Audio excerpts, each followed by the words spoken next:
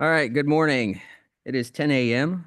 on February the 18th, 2025, and this is the Texas Behavioral Health Executive Council meet the council. We'll go ahead and come to order. Mr. Spinks, will you call the roll? Yes, sir. John Belemowitz, Present. Brian Brumley, Present. Mark Cartwright. Dr. Cartwright, I see you out there.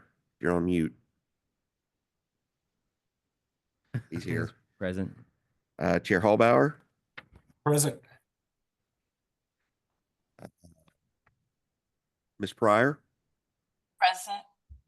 Mr. Hampton, Present. Dr. Taylor, Present. and Chair Canseco is not present. Very good. Mr. Chair. Thank you. We have a quorum. Just a reminder to board members, we need, in order to maintain quorum, we'll need a majority of us here on camera. So thank you for all being here. I would entertain a motion to excuse Chair Canseco. I'll make a motion.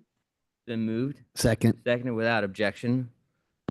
Chair Canseco's excused. Thank you. All right. So I'm John Belemowitz, Chair of the Texas State Board of Examiners of Psychologists, presiding over today's meeting. Want to appreciate, we've got some visitors here probably for public comment. Appreciate you guys being here in the room. Appreciate everybody out in the public on Zoom. So we're going to go ahead and get into public comment that is limited to 3 minutes per person. You don't have to take all 3 minutes, but you have 3 minutes to address the board. Please note that the council may not discuss or take action on any matter raised during public comment that is not on the agenda, except to decide whether to place the matter on the agenda for a future meeting. So with that, we'll go ahead and start within the room.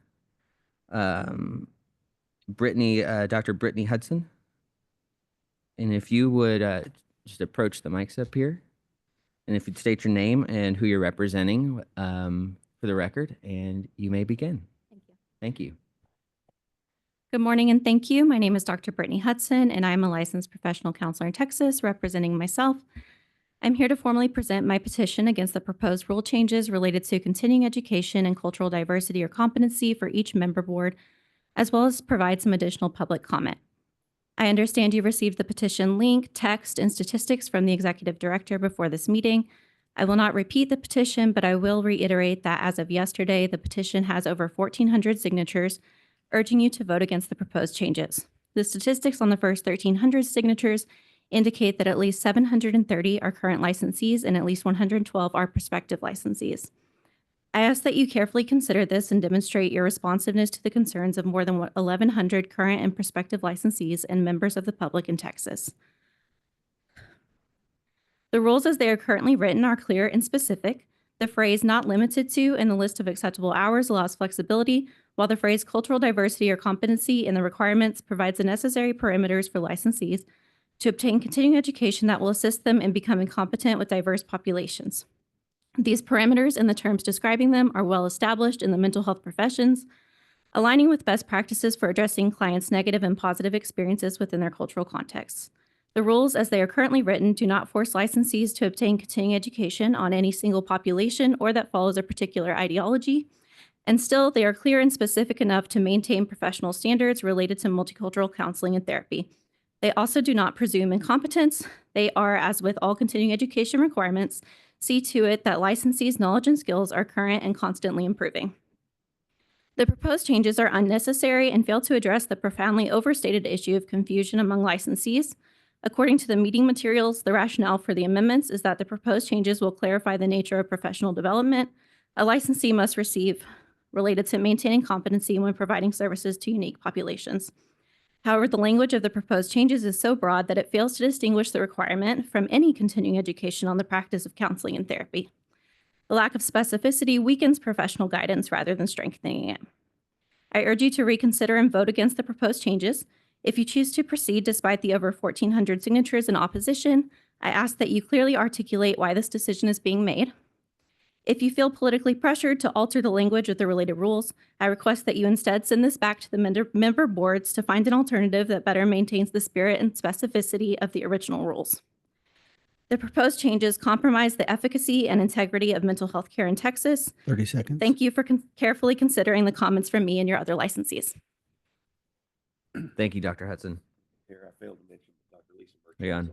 Oh, Mr. Chair, I failed to mention earlier, Dr. Lisa Merchant, the MFT Board Professional Member, is also in attendance. My apologies, Dr. Merchant. Thank you very much. Melody Martin.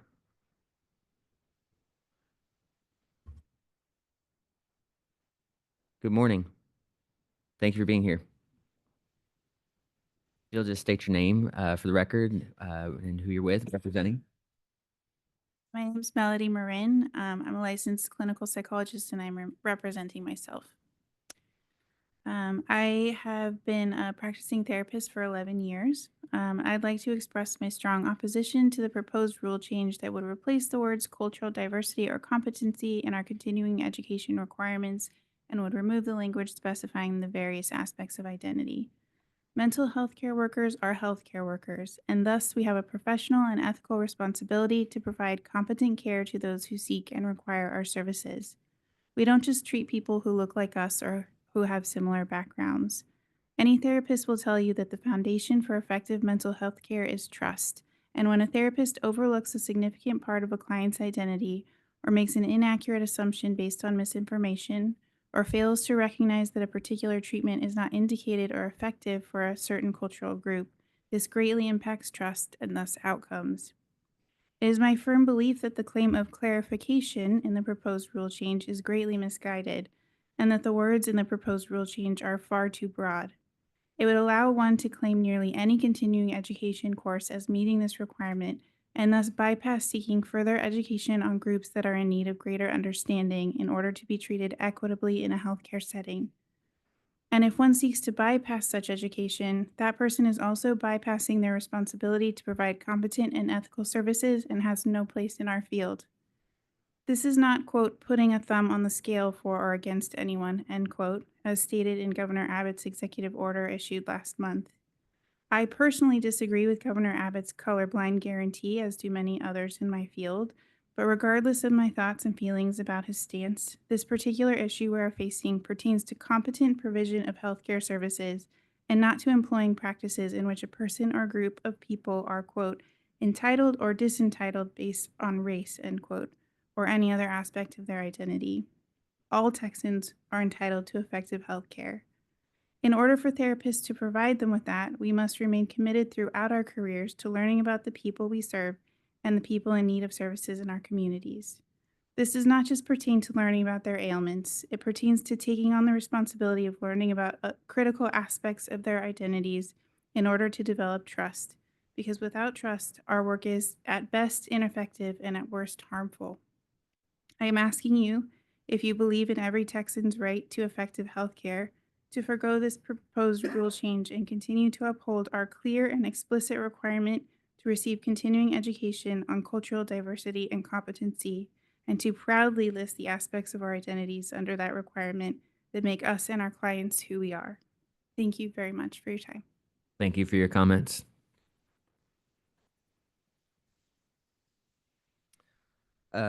Colleen Turner. Good morning. Absolutely.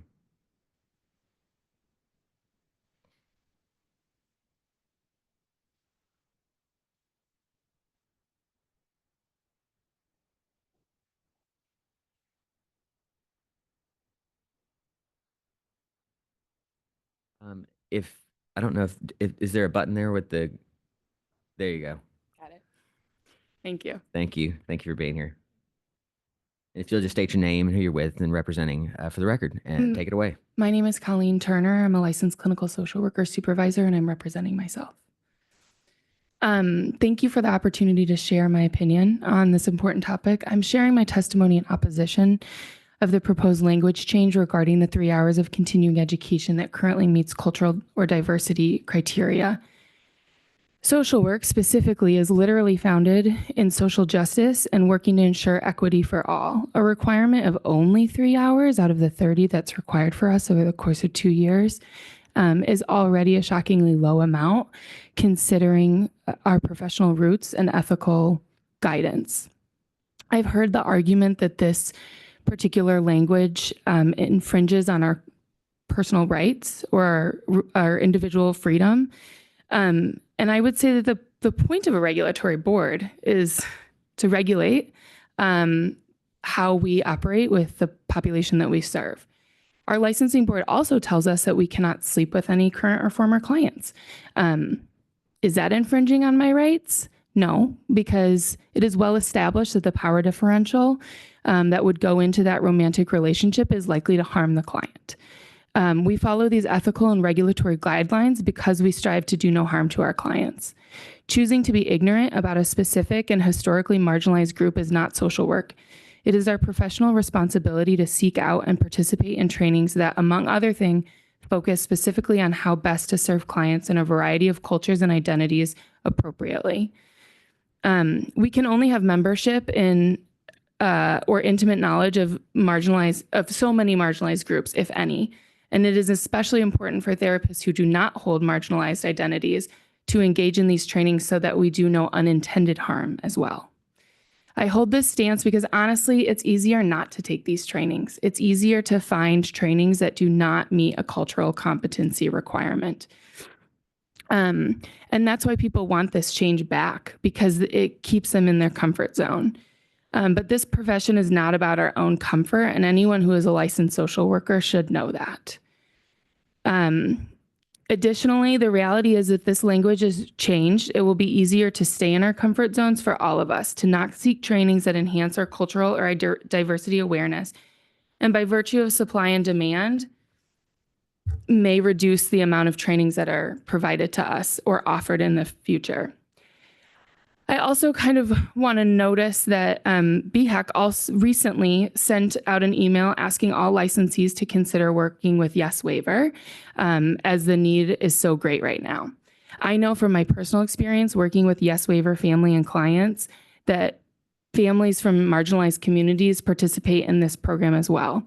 So while at one moment you guys are asking us to serve a more diverse population and asking us to make a commitment to those families and children, you're also simultaneously removing the language that encourages our participation in training that will appropriately support them. So I ask that you consider keeping the language as is, because this is the root of our mental health profession. Thank you for your time. Thank you, Ms. Turner, for being here. And thank you for highlighting the Yes Waiver stuff as well. Did we have any latecomers okay. We'll go to comment on Zoom now. If you will use the raise your hand function, and Mr. Spinks will take it away there. All right, Dr. Sarter, did you have public comments you'd like to give? Yes, I do. Good morning, everybody. My name is Dr. Terry Ann Sarter, and I'm a licensed professional counselor and supervisor in private practice, a counselor educator, and the liaison to BHEC for the Texas Counseling Association. I am also grateful for the opportunity to serve on the BHEC Rules and Standardization Committee. TCA has a strong appreciation for the council and individual member boards. Thank you for allowing TCA to voice concerns and provide feedback on important issues which impact professional counselors. We appreciate the licensing boards and council's efforts in acknowledging the various circumstances which may impact our work. Thank you for reviewing the rules and intently listening and receiving feedback from professional counselors and stakeholders regarding our concerns. We realize there are many variables at play here. TCA continues to be committed to providing continuing education, advocating for those who face adversity, and upholding high professional standards. We appreciate the council and respective member boards on working together to develop consistency across mental health professions. Additionally, we look forward to learning about more of the cases listed under informational items as related to the impacts they may have on the services we provide to the public. Lastly, with mental health being at the forefront of public concern, we appreciate continued discussion regarding the need for licensed mental health professionals versus unregulated and/or untrained individuals. Additionally, we look forward to the discussion pertaining to public schools' mental health services and the report associated with the unmet mental health needs of children within schools. Thank you for the continued opportunities to participate in these meetings via Zoom and/or review the recording meetings later. To the members of BHEC and all the licensing boards, we appreciate you for volunteering your time and being dedicated professional and public members. While many do not see the additional hours you devote to this unpaid position, Please know your efforts and diligence is recognized. We truly appreciate and respect all your efforts of our volunteer boards. Thank you for listening to our comments, and please let us know if we can be of further assistance. Thank you so much. Thank you, Doctor.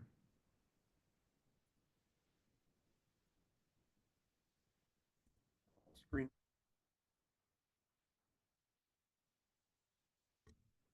Screen name Jay Garza 02. Do you have public comments you'd like to give? It's on mute. Going once. Jay Garza, you're on mute. Okay. I'm going to lower your hand. If you want to put it back up later on, we'll get back to you.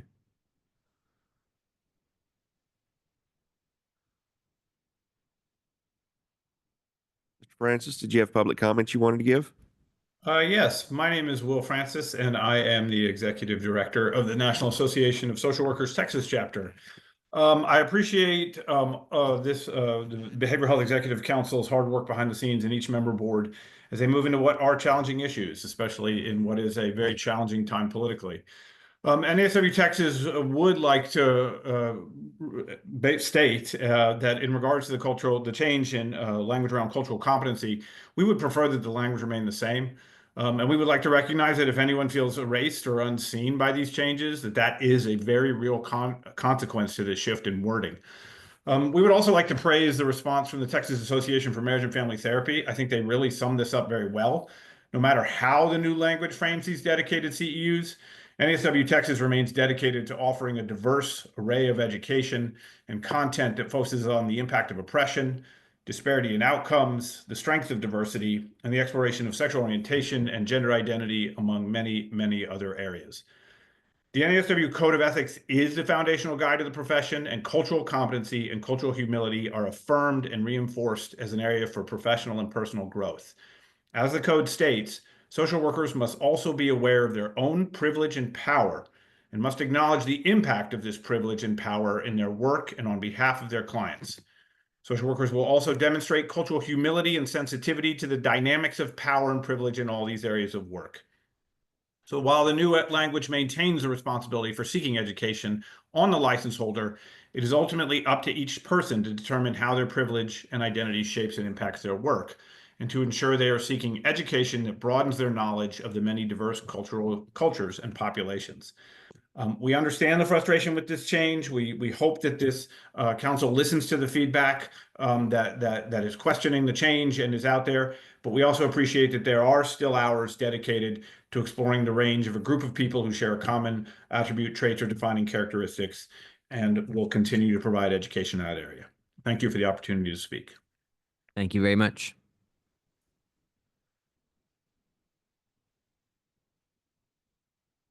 Dr. Grothius, do you have public? Yes, Dr. thank you, Mr. Spinks. My name is Dr. Carol Grothius. I'm a licensed psychologist and chair of the TSBEP BHEC Monitoring Committee for the Texas Psychological Association. I am speaking on behalf of myself and TPA today regarding the proposed rule changes for 63.35 professional development. First, we'd like to recognize and acknowledge the efforts of the board to maintain the spirit of the professional development requirements and not specifically eliminate the requirement to stay sensitive to and competent in the specific populations that we serve. However, we're concerned that the new language may not adequately convey the ethical mandate which the rule was designed to address. According to the APA Ethics Code, the ethical mandate for cultural competence is that psychologists must be aware of and respect cultural differences, actively seek knowledge and training to work effectively with diverse populations, and tailor their practices to appropriately address the unique cultural experiences of their clients, essentially ensuring they provide culturally sensitive and competent care to all individuals. The board demonstrated great wisdom in developing a rule that elevates an aspirational ethical goal to a professional requirement, and we're concerned that the current rule change implies a change in this requirement. The professional development requirement was designed to make us aware that we don't know what we don't know, and it is our responsibility to seek that knowledge. We liked that the previous wording was clearer about what we needed to do. It was specific yet very broad in scope. As we continue to process a new wording change in this rule, we hope that TSBEP and the council will be open to considering minor word changes that could address these concerns while meeting the mandated removal of DEI language. Thank you. Thank you, Dr. Grothues.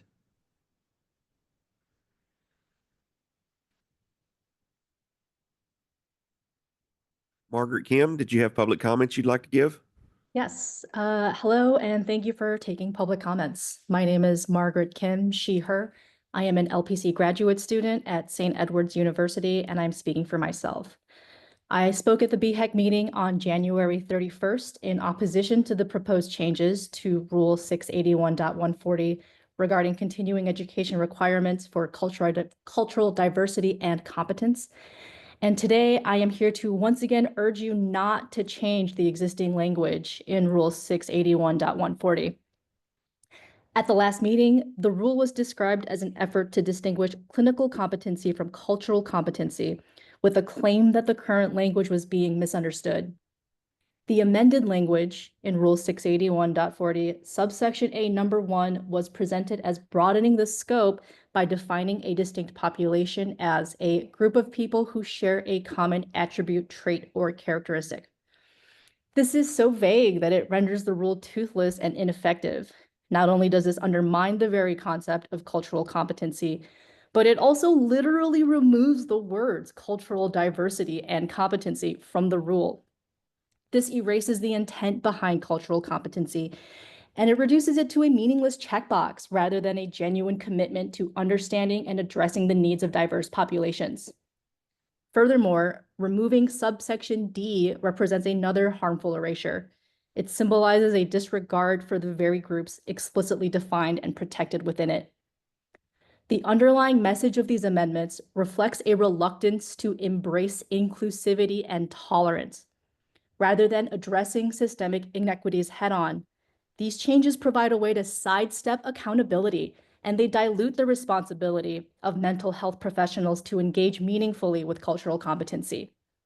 And when mental health professionals are not adequately trained to serve diverse populations, it leads to poorer health outcomes, higher rates of recidivism, and increased reliance on public services, all of which place a greater financial burden on taxpayers.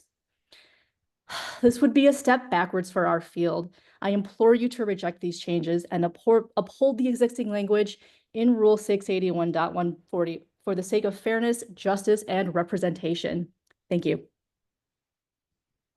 Thank you.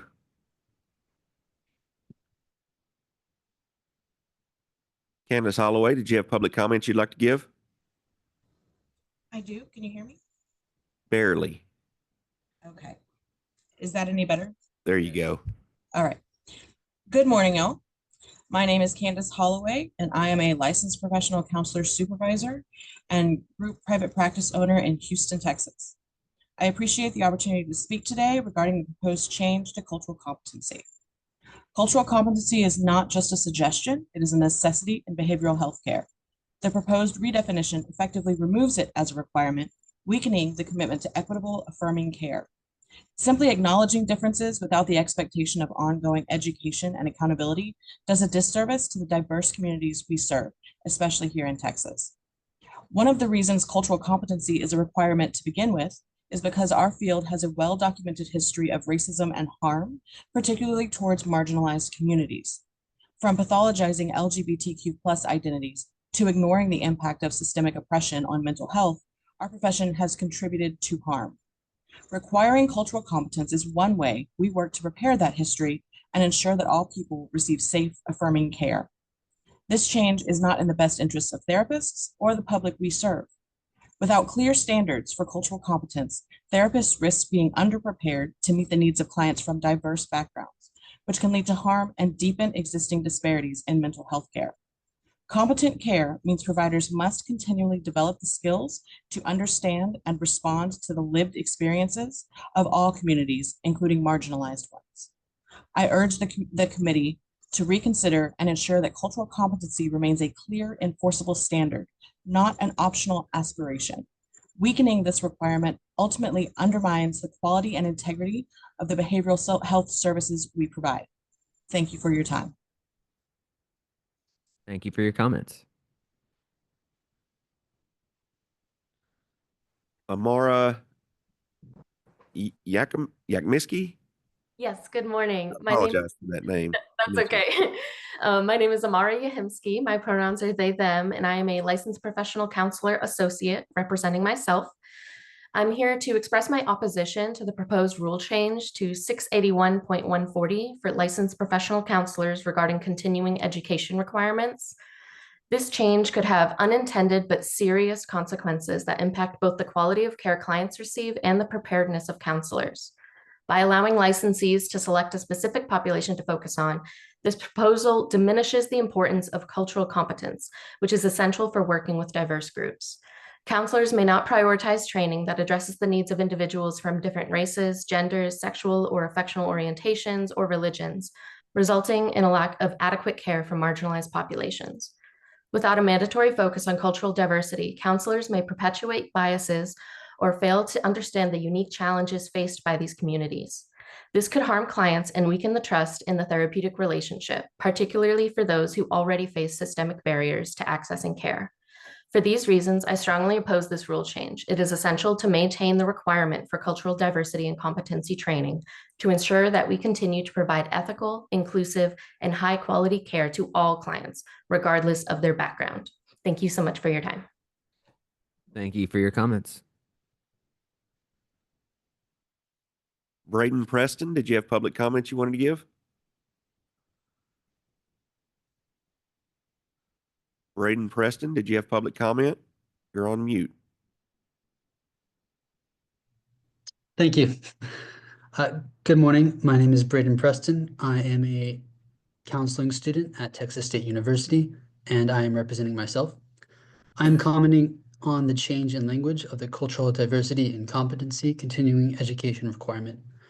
This change and the historical misenforcement of this rule will hinder the ability of clients with diverse backgrounds to receive adequate care. When listening to the board's discussion on this proposed change, I was struck by the board's predominant focus on making things easier for counselors. There was reassurance that if a counselor did not have the appropriate training to treat a client, then that client would be referred to another counselor. However, the focus of this board in this profession should be on promoting the well-being of the client. The language of this proposed change disincentivizes counselors from seeking out training in populations they are unfamiliar with. The concern should be with the client, who will be repeatedly turned away if counselors do not receive continuing education in diverse populations, not practitioners who see expanding their scope of competence as unnecessary. I ask and thank you for reconsidering this change. Thank you for your comments. Jasper Jost, do you have public comments you'd like to give? Yes, my name is Jasper Jost, and I'm delivering this testimony from my classroom. I'm speaking on behalf of my class of social work students at St. Edward's University, who are the future of this profession and concerned about this change. We testified at the social work board meeting a few weeks ago, but we are here again because our feedback was not heeded previously. As students, we are entering a profession that demands cultural competence and an ethical responsibility to uphold values of social justice, and we are demanding this of our profession. The NASW Code of Ethics states that social workers should promote conditions that encourage respect for cultural and social diversity within the United States and globally. Social workers should promote policies and practices that demonstrate respect for difference, support the expansion of cultural knowledge and resources, advocate for programs and institutions that demonstrate cultural competence, and promote policies that safeguard the rights of and confirm equity and social justice for all people. It also states the social workers should act to prevent and eliminate domination of, exploitation of, and discrimination against any person, group, or class on the basis of race, ethnicity, national belief, religion, immigration status, mental or physical ability, color, sex, and sexual orientation. Though this specific wording is unique to the Social Work Code of Ethics, I know that the other professions represented here have similar ethical mandates. Eliminating language that ensures diversity, equity, inclusion directly goes against the ethics we are supposed to uphold. Changing this language would be a direct disservice to the communities we serve. It is in honor of these principles that we oppose this revision and urge you to reconsider. Thank you for your time. Thank you for your comments. Diana Garza Louise, do you have public comments you'd like to give? Yes, my name is Deanna Garza Lewis. I'm an LPC and LMFT supervisor, and I would like to express my concern regarding the changes that are being proposed. And I would ask you to consider the diligence that the board took in changing this rule when it was established, the reasons for it, mostly being how much damage people who are not trained or considerate regarding diversity, inclusion, and equality. And so I ask you to not accept this rule change, and again, consider all of the reasons that were considered for adding this rule to the requirements for CEUs. Thank you. Thank you for being here and commenting today.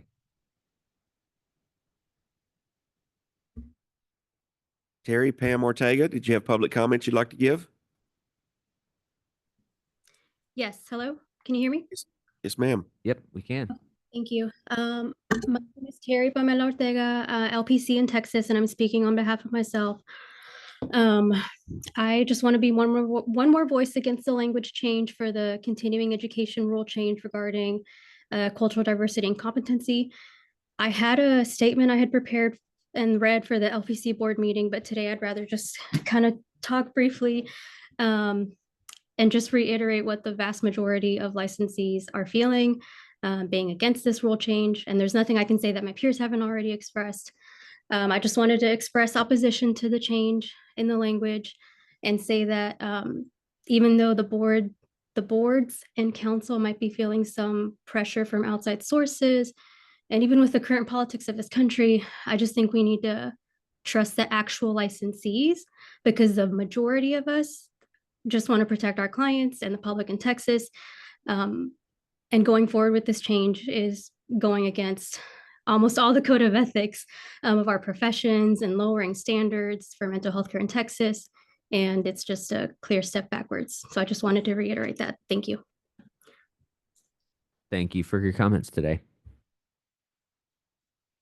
Katie Perkins, did you have public comments you'd like to give?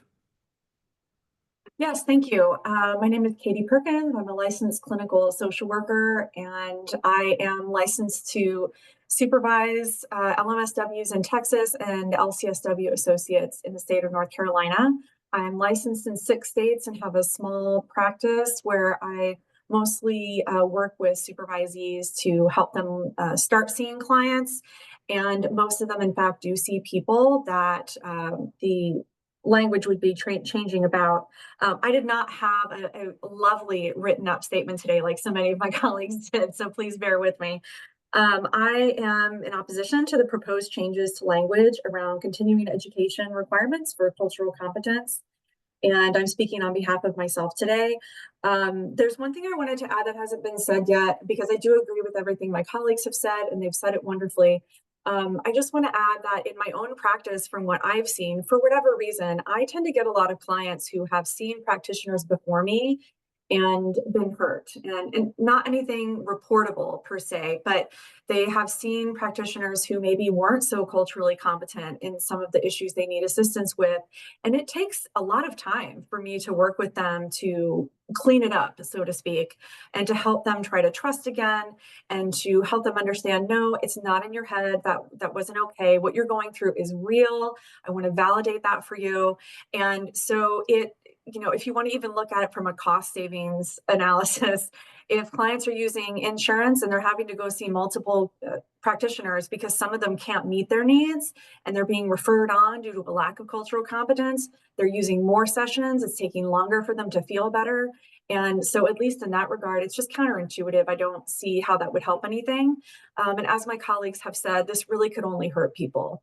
As someone specifically said, we're not here to pass rules that make us feel good in terms of making sure our own feelings are protected and that we're comfortable working with everyone. And that's just not how this profession works. We do have to push ourselves outside of our comfort zone, and having the specific language as it stands for requirements for cultural competence continuing education is really important and such a big part of what we do as social workers and mental health professionals. Thank you. Thank you for your comments. Emily Breedlove, did you have public comments you wanted to give? Hello, yes, can you hear me? Barely, Better now? a little bit. A little better. Okay, I'll try to be louder. I am an LPC practicing in the Austin area. I am here to add my voice to the many who've already spoken about keeping the language and the requirements for cultural diversity and inclusion in our CE requirements. And I want to, I think one thing that my great colleagues have not mentioned or brought to the forefront is that diversity also includes older adults. It includes people with disabilities. It's not just the kind of the qualities that are politically interesting to talk about. Additionally, care of people should not be politicized. So this is an ethical requirement to do no harm. I feel really strongly, as many of my colleagues do, that keeping ourselves educated, not necessarily comfortable, and ready to help others, not for ourselves, but for the clients we see, so we do no harm and we restore health to all the folks we see, or just restore feeling good to all the folks we see, no matter what their background is deeply important. I urge you to keep the language as it has been and not make the proposed change. Thank you. Thank you for your comments, Ms. Breedlove. Thank you. Beth Dawson, did you have public comments you wanted to give? Hello, yes. So I am also just going to, can you guys hear me okay? Yes, ma'am. Okay. So I'm at LCSW in the DFW area. I primarily work with autistic and ADHD clients, as well as people of color who are autistic. I also have, can I show you, babies? An autistic daughter, Claire.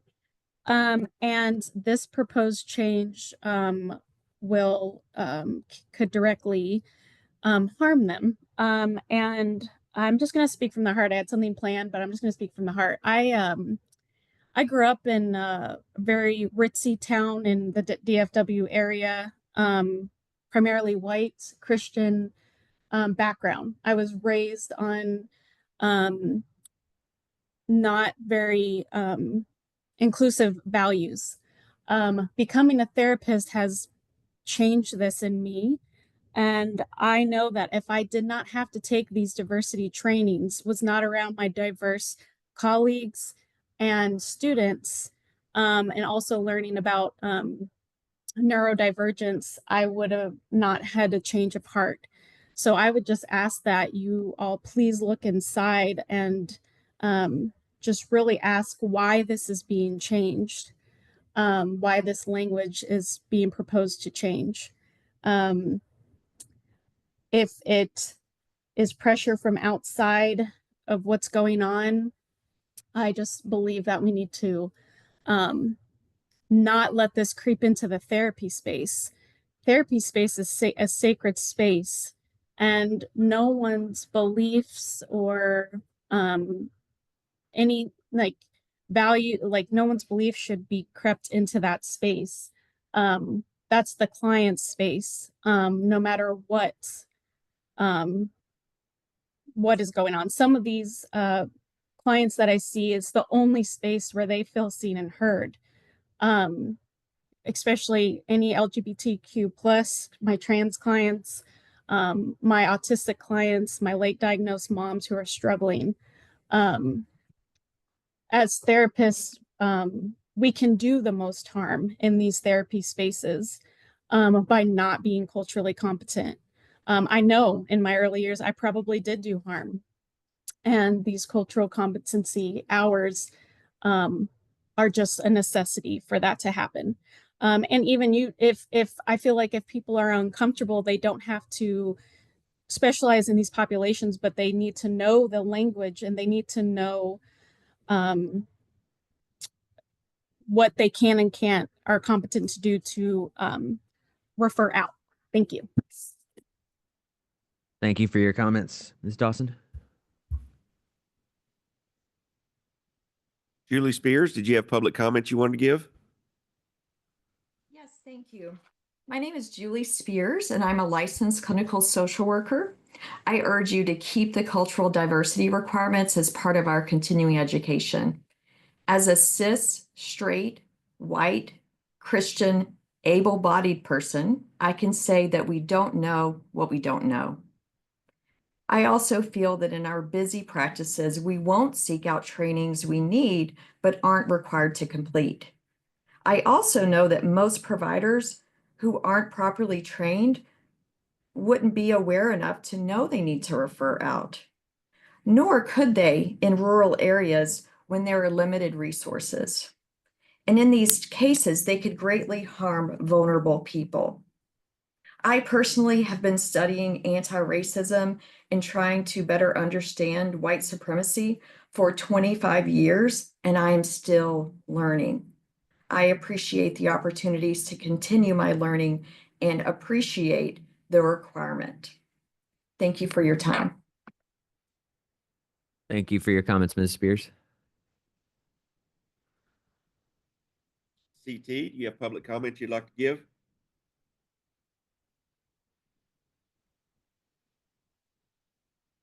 Screen name CT. Can you hear me? I'm sorry. Yes, sir. If you your name and who you're with for the record, please, and take it away. Yes, Cody Taylor, personal. My question is, before I got going, I'm 30 minutes into this. Are we making public comment on a specific or public comment about any general statement to the board?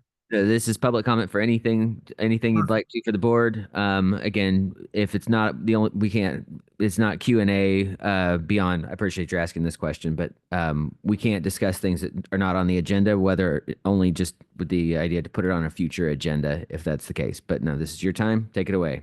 Yes, sir. Thank you. So two things that I would like to specifically touch on is that there's an adopted portion that y'all put into the agenda notes. One of those is 681.41. Part of that is that things that have been adopted for E or C and D, which is discouraging client from holding exaggerating or making exaggerated false claims or ideas during the practice, or make reasonable efforts to discourage, that has been taken out. However, on what was F, now D, a licensee may take reasonable action to inform. My question, not really question, but statement would be is that they're a mandatory reporter. Y'all are a mandatory reporter. So if there is imminent probability of physical harm or danger, that should be automatically reported. The other side of that is it should be true and accurate and be able to be backed up other than a statement. I've witnessed this personally, that this has been used as a bullet inside a family court. To run with that as well is that there are LPCs out there and there's hopefully a marginal amount, but there are LPCs out there that are withholding records that are requested from in child custody cases. As far as records are concerned, is they're withholding for no other reason than just say, I don't want to give them over. And judges or even other practitioners are holding this up without any report to law enforcement or any statements inside of court. They're just saying that I don't want to, or that I fear something, without mandatorily reporting that. Under 4.1, I think it should not say may. I think it should be absolutely a mandatory reporter side of that.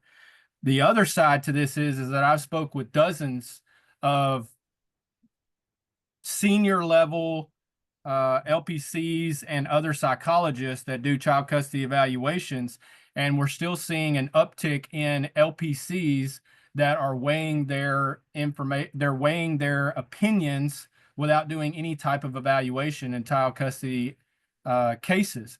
I would ask that this board take this into advisement and it's something that you can reach out, talk to myself, talk to other people in the areas, but you're starting to find out that this is starting to become the biggest trend inside child custody cases where LPCs who are not authorized, certified, or other, they're not even following 0.53 of the codes or the Texas Family Code under 107 when it comes to the ability or the authority to give opinions in these child custody cases. And these judges are looking at y'all and this department especially as people who should know exactly what they can or can't do. And I understand the judge is the last line of defense for this, but we're finding this to be an issue. I would like this to be on an agenda going forward. Thank you for your time. Thank you for your comments, Mr. Taylor. Joanna Hume, did you have public? Yes, I do. My name's Johanna Hume. I'm a graduate student in the professional counseling program at the University of Houston, Victoria. I'm representing myself. I'm against the rule change that we've been discussing. The only thing new I have to add is that I'll be graduating from the program when I'm 58 years old this year. I was a community college professor for over 33 years old. As a white teacher, I had very little exposure to diverse populations in my youth. My students and I all benefited tremendously from my yearly mandatory multicultural and disability trainings. Without these, so many of my students would have been left behind. And I know in my early years, I did, as the earlier speaker said, I know I did harm. I will say, particularly to my disabled students, this is not a competency, again, that is just about particular populations. It's about the populations that are not specifically the ones that are today causing controversy. This is about all different kinds of cultural competencies, the elderly and the disabled in particular. And I know I did harm when I was in my early years as a teacher. And that's what this component is all about. It's about LPCs becoming more competent, effective, giving ethical treatment and high quality of care. I strongly urge us to maintain this requirement as is so that we as counselors can continue to provide high standards of care for all of our clients. And thank you very much for your time. Thank you for your comments.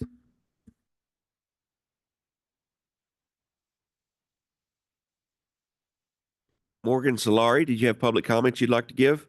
Hi, yes, thank you. Hi, I am Morgan Solari. I am a licensed clinical social worker, and like all the rest of my colleagues and the public here, I strongly oppose the removal of cultural diversity and competency language from the continuing education requirements for mental health professionals. The inclusion of cultural diversity topics in the CEUs has profoundly shaped my personal professional growth. And has provided me with essential insights into the systemic factors that impact our clients' lives. Personally, growing up as a fifth generation Texan and in my first career in the criminal justice system, I approached the people I worked with a bootstraps mentality, believing that individual effort was the primary factor in overcoming challenges. However, through grad school, getting my master's in social work, learning about the social determinants of health, the continuing education opportunities focused on cultural diversity and competency have led me to an understanding of systems of oppression. I've learned to recognize the broader societal forces at play in the lives of individuals that I serve. My education and continued education requirements allowed me to critically examine these issues like racism, poverty, privilege, marginalization, which are inextricably linked to mental health and well-being and beyond people's livelihood. As we know, with social determinants of health, it's a matter of life and death. So this shift in my perspective has not only enhanced my clinical practice, it's fundamentally changed how I view my role in relationship with other humans and as a therapist. I am now better equipped to help clients navigate not just personal struggles, but also the challenges created by historical and systemic inequities. And this understanding is critical to providing effective, culturally sensitive therapy that honors the lived experiences of diverse communities. So the inclusion of cultural diversity education is not just a professional development tool, but a necessity for improving therapeutic outcomes in society where social justice issues are deeply intertwined with mental health. This education echoes the core principles of social work, which has long emphasized the importance of understanding the individual within their sociocultural and political context. The history of social work has been deeply rooted in advocating for marginalized populations and confronting systems of oppression. And so removing cultural diversity language from the CEU would represent a step backwards, undermining the efforts to uphold these values. So again, I please urge you to reconsider this change and maintain the requirement for cultural diversity education in the CEU process. Thank you. Thank you for your comments.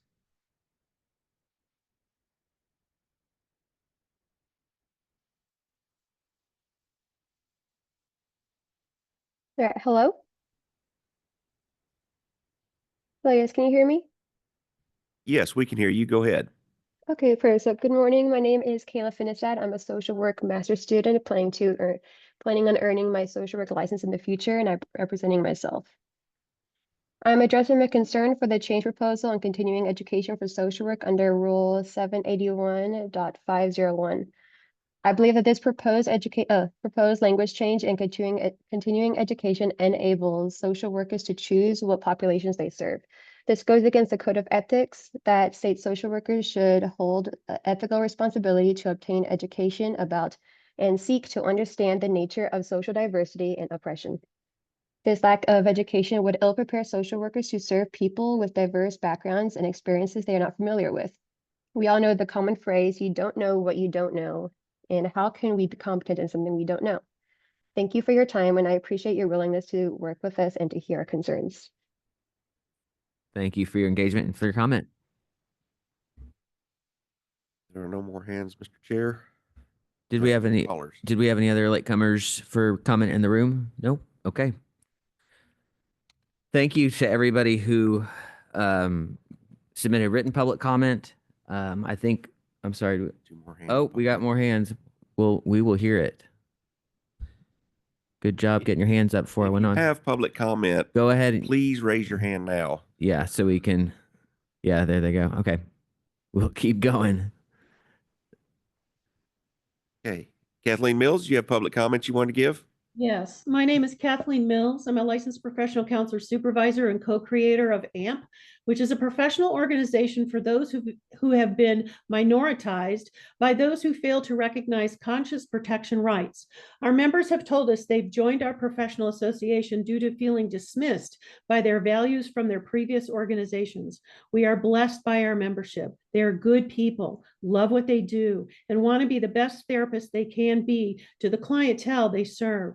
I am a highly competent therapist, and I resent anyone telling me otherwise or redefining the term based on ideology of the day. I don't hate anyone, and I'm tired of being publicly libeled, defamed, and slandered on various social media groups for having different views about my profession for more than 34 years. These counselors have no idea who I see, what I do, and how I serve, yet they assume I am ignorant and incompetent. Now, I want to talk about professional decorum. I understand people have the First Amendment right to say whatever they want. I understand it's not this council nor any board's duty to regulate free speech. I get that, but there's a line you don't cross, and there's a penalty to pay for doing so. There is a very large Facebook group that viewed both our conference in October and our January petition regarding the CE rule language change. In both posts from the same group, the group thread went nuts. What ensued both times were the most childish, mean girl posts you can imagine. Our conference was threatened in every way, so much so that we had to hire additional security, and it wasn't cheap, to host this wonderful venue to protect our attendees, sponsors, and speakers. Why? Because those Facebook groups didn't like our tier 1 speaker panel. Fortunately, our members, our associates and colleagues recognize emotionally unhinged and the lack of tolerance. Let's talk about defamation and slander. Defamation and slander are related concepts in the legal realm. Defamation refers to the act of damaging someone's reputation by making false statements about them. It includes libel, written, which includes social media, and slander, which is a counterpart to libel, which anybody can look up. The legal remedies can lead to legal action where defamed professionals, and there are many, may seek damages, retractions, or apologies. I certainly can tell you I have enough to render a claim. Is this what you want for your 80,000 licensees? Be in fear of groupthink? These counselor Facebook groups do a lot of damage to other licensees they don't know in the name of social justice. And this includes being put on a blacklist to not refer or do business with in any way. There is countless documentation by many therapists across the country and in this state. I'm asking the council to vote unanimously for the language change today. Remember, all 4 boards voted unanimously for it, no opposition. And I want the council to put on board how you can hold licensees to a much higher standard of professionalism on social media. Thank you so much. Thank you for your comments.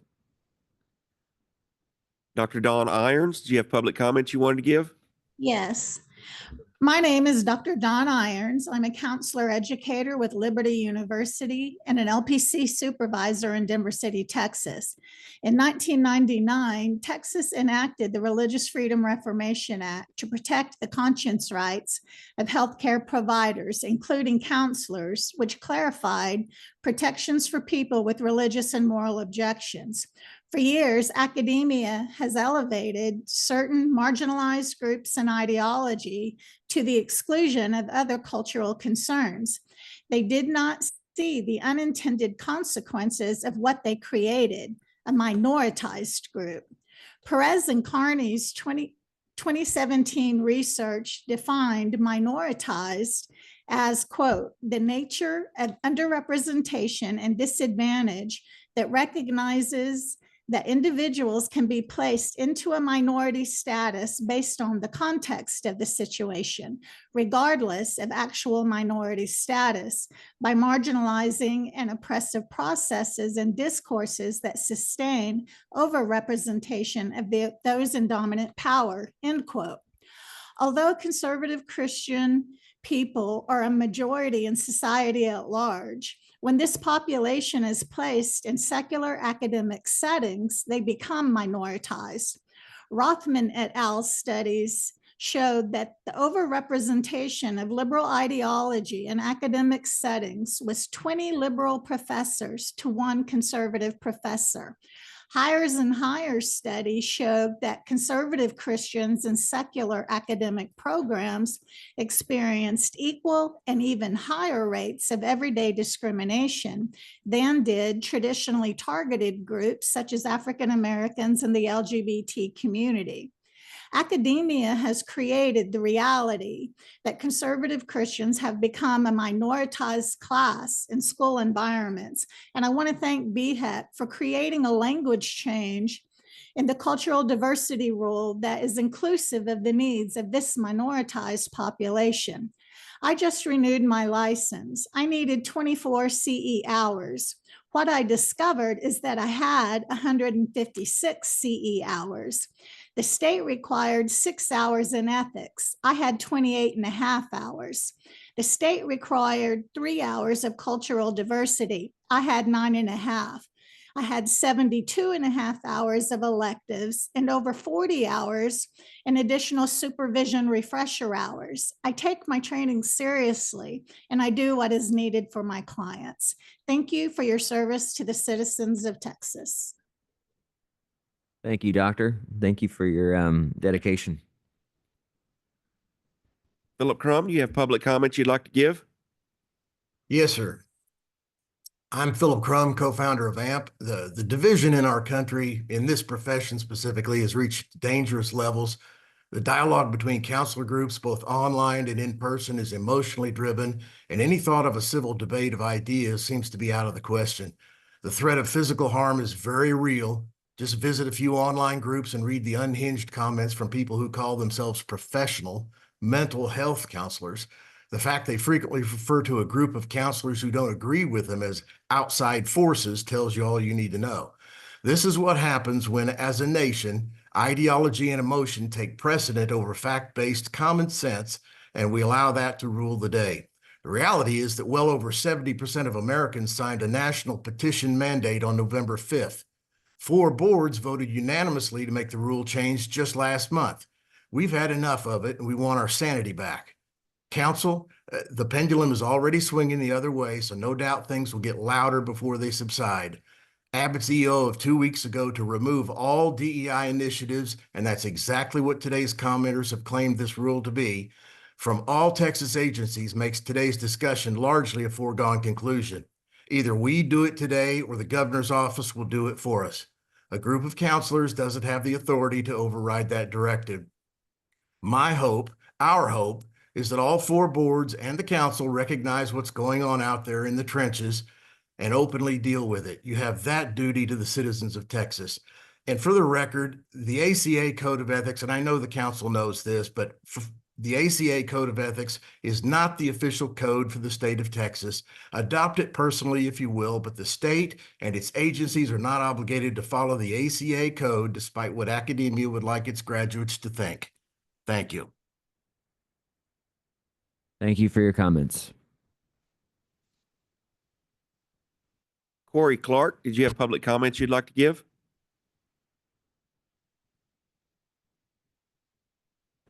Sorry, I didn't see the unmute button. My apologies. Good morning. My name is Corey Clark. I'm an LPC supervisor in Austin, Texas. I'm representing myself today. I want to thank everyone who's taken the time to participate in this process today. I actually had 2 issues I wanted to address in front of the board. We've talked about a lot, so I'm going to do the best I can to try to divide my time between those issues. First, I recently attended the LPC board meeting on January 31st. I spoke in opposition to the proposed changes to the continuing education requirements that would eliminate the language around ongoing cultural competency training. I think you've seen again today that the vast majority of people who spoke were also in favor of not making these changes and keeping that language in. The board did end up, as the last speaker said, voting in favor of the changes. I've heard some of the same folks testifying in that session as well. I honestly anticipate that BHEC will, also possibly vote in favor of that today. I have some prepared comments, but just hearing these last few speakers really kind of changed maybe what I wanted to say a little bit. I did want to point out, first of all, that I'm sorry, it's hard to follow some of that. It's we all feel real emotional about this, I think. And I think the main difference is that many of us are coming here today to talk about the effects on the public and our clients, individuals who we're going to serve. In the arguments proposed by the people who are in support of eliminating the language, I have not yet heard where the clients play into that decision-making process for them. It's almost all solely based on what seems like personal grievance of the individual, the provider, and as they themselves pointed out, that's not really the purview of the board to address. I tried to look at this by weighing the potential benefits and drawbacks of the proposed changes, and I simply just don't see any compelling reason for the change that would have any potential benefit to the clients and the general public. But you've already heard all sides of this.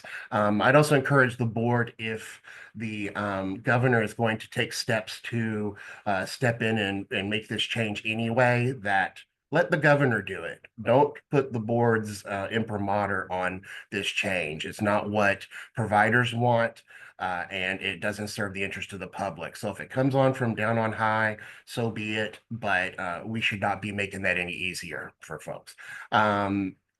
It looks like my time's up, so I will defer on addressing the other point, but thank y'all for your time today. Thank you, sir. Harmony, did you have public comments you wanted to give? Yes, I do. Thank you. If you would, state your full name for the record, please. My name is Harmony Stewart. I'm an LPC associate in Austin, representing myself today. Thank you for listening to public comments. And as most of the commenters and colleagues have stated, I also want to express my opposition to the proposed language change regarding cultural competence CE requirements. The counseling relationship is intended to hold a safe space that prioritizes the client and their experience of the world. My understanding is that the language change was proposed as a conflation of our ethical standards for being culturally competent with so-called DEI hiring initiatives. And cultural competence is really a minimal standard, but that requirement pushes us as mental health professionals to better understand the experiences of individuals who have different cultural identities, religious beliefs, physical abilities, or other differences in their lived experiences from ourselves. We are, as others have stated, cultural competence does not only apply to the polarizing, identities that are, central to polarizing politics right now.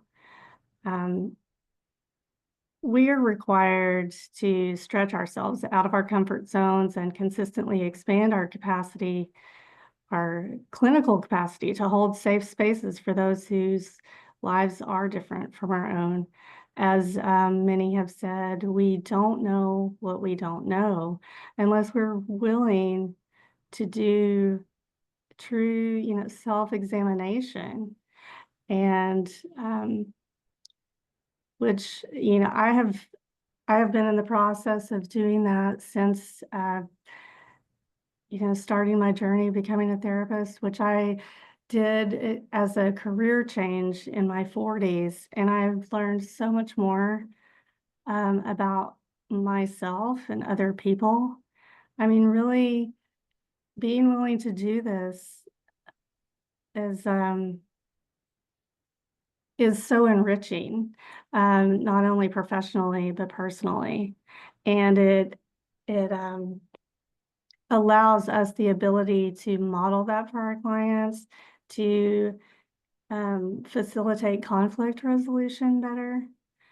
I feel strongly that a perspective that doesn't value diversity, equity, and inclusion for our clients is dangerous. I feel especially if this language change is enacted now, with the things that are happening politically at this time, I feel it sends a really a dangerous message to the public. And that could make our clients feel unsafe when we're already experiencing a mental health crisis with a lot of accessibility issues. Thank you for the time. Thank you for considering. And I urge you to keep the language as it was. Thank you. Thank you, ma'am.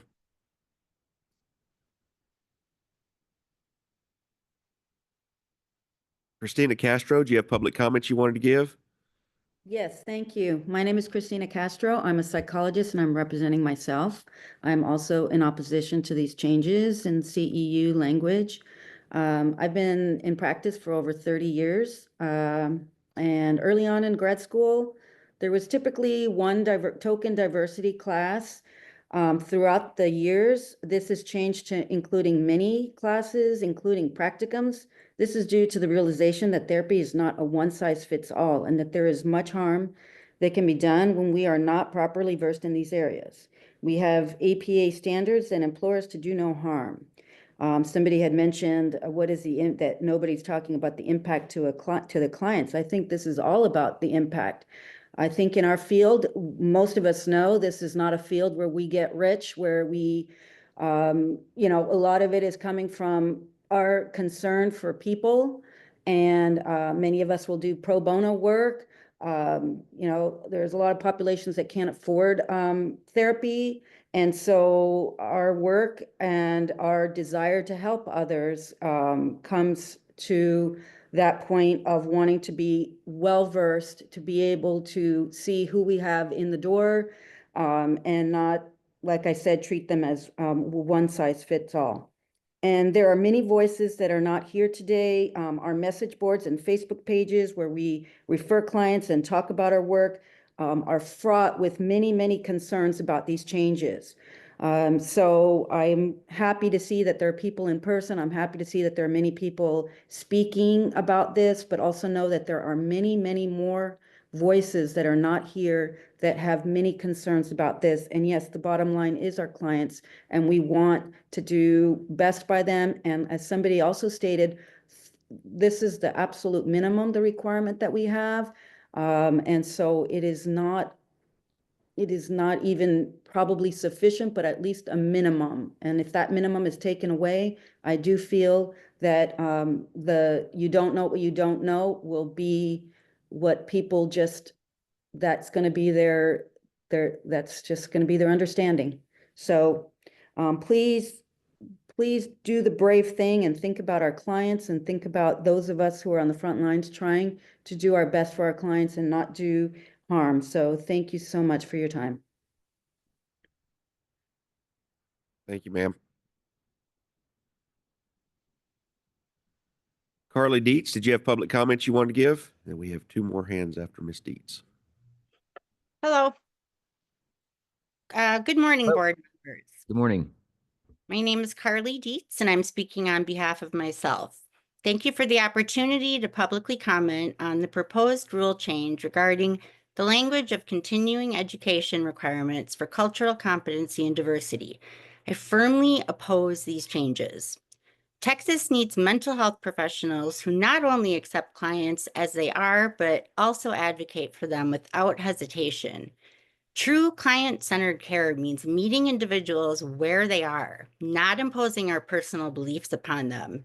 Yet I continue to hear the same small group of voices echoing divisive and harmful political rhetoric in board meetings, prioritizing ideology over evidence-based care. Rewarding this behavior by yielding to their demands, particularly their push to sanitize language to fit a narrow worldview, only emboldens them further. It is unacceptable to prioritize ideological complaints over the lived experiences of both clients and professionals. Cultural competency is not a political stance. It is a professional obligation. Over 20 years ago, multiculturalism was an integral part of my graduate education. The idea that diversity and cultural competency are recent political agendas is not only false, but absurd.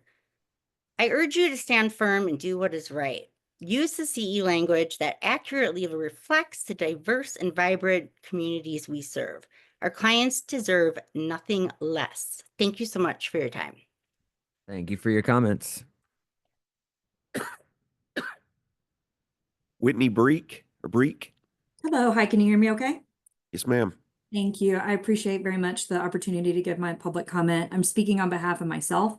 I frankly wasn't going to make a public comment today. I submitted one in writing yesterday, but after hearing a few of the posts, I felt compelled to respond specifically with regard to the issue of whether this is an emotional political tidewinds change. And I want to caveat that I have quotations. If you hear anything in what I'm about to say as being particularly pithy, it's probably lifted as a quote from the research that I've cited more appropriately in my comment. Counseling interventions are not just practical tools to help individuals with distress. They also carry with them cultural assumptions concerning the nature of the self, how one relates to and interacts with others and the cosmos, and the nature of illness and cure. Based on these cultural assumptions, counselors who are unaware of their basis for various differences are likely to impute negative characteristics onto their culturally diverse clients. Not surprisingly, then, counseling and psychotherapy have historically done great harm to culturally diverse groups by invalidating their life experiences, by defining their cultural values or differences as deviant and pathological, by denying them culturally appropriate care, and by imposing the values of a dominant culture upon them. Counseling approaches based on a cultural universalism, which touts that people are people and should be treated the same, those have been documented to be highly destructive to racial and ethnic minority constituents. And I'm assuming that applies as well to other culturally diverse constituents as well. These and similar conclusions are not politically or ideologically grounded. They're empirically drawn from multiple levels of analysis with a diversity of methodological procedures, including epidemiological research, experimental research, outcome research, and case studies. And these are not novel conclusions that have been borne out by the research. This is something that was developed and the communities in the helping professions have reached consensus on since the latter part of the 20th century. In fact, it was in the 80s that some of the counseling and psychological professions implemented ethical requirements for multicultural competency. So to suggest that this is something that is novel or some new wave in the current public discourse is inaccurate, and the research should be compelling that this competency requirement should stay in our rules as written, and that any effort to water it down risks public harm. For those reasons, I, like many of my colleagues, I'm a graduate student, if I didn't remember to say that, at Sam Houston State. I'm hoping to become a licensed professional counselor next year. Currently a practicing attorney and have been for the past decade and a half in Houston. But I'm asking for these changes to be rejected by the board. And again, I appreciate the time and would refer anyone for any of this research to my written public comment. Thank you very much for your comment. And again, we've only got a couple hands left. After we're done, we're going to close public comment. So if you had something to say, go ahead and raise your hand. Otherwise, we're getting close to the end here. Excuse me, Megan Gallagher. Yes, can you guys hear me okay? We can hear you loud and clear. Okay, my name is Megan Gallagher. I'm a current clinical mental health counseling student at the University of Houston, Victoria. And I just wanted to, I'm representing myself, by the way, and I just wanted to express my strong opposition to the proposed changes in the cultural competency requirements for continuing education. Cultural competence is essential in providing effective and equitable services to diverse communities, especially as our society becomes increasingly diverse. Reducing or modifying these requirements would undermine the commitment to ensuring professionals are equipped to understand and respect the needs of all individuals, especially those from historically marginalized groups. Maintaining strong cultural competency standards is crucial for fostering an inclusive, respectful, and informed professional environment. It is also essential to prioritize the needs of clients, ensuring that they receive the highest level of care and support from professionals who are not only knowledgeable, but are also culturally sensitive and aware. So I urge the board to reconsider this proposed change and prioritize both the education of our professionals in this field and also the well-being of the clients that they serve. So thank you so much for allowing me to make a public comment today. Thank you for your comments. We go to Elizabeth next. Elizabeth Alegria. Hello, good morning. My name is Elizabeth. Good morning. I'm an LPC supervisor here in Austin, Texas, and I'm representing myself today. I would like to express my opposition to the proposed language changes. Changing the language would run counter to some of the major universities and training institutions' teaching methods. I know from my own personal experience, when I was a graduate student at Columbia University, both of the graduate degrees that I pursued at the time required that I take classes that were specific to multicultural competencies. And I want to say that every class that I took at Columbia University was rooted and based in multicultural competencies. When I was a grad student and I trained at Bellevue Hospital in New York City, my entire training was also based in multicultural competencies for the entire duration for the years that I was there. So I just want to put this out there. I'm wondering if the board does move forward with these language changes, what will the board's proposals or initiatives be to resolve and consolidate the spaces that are going to be created between the major universities and training institutions, educational standards and what they promote, and the new licensing requirements that the state would issue?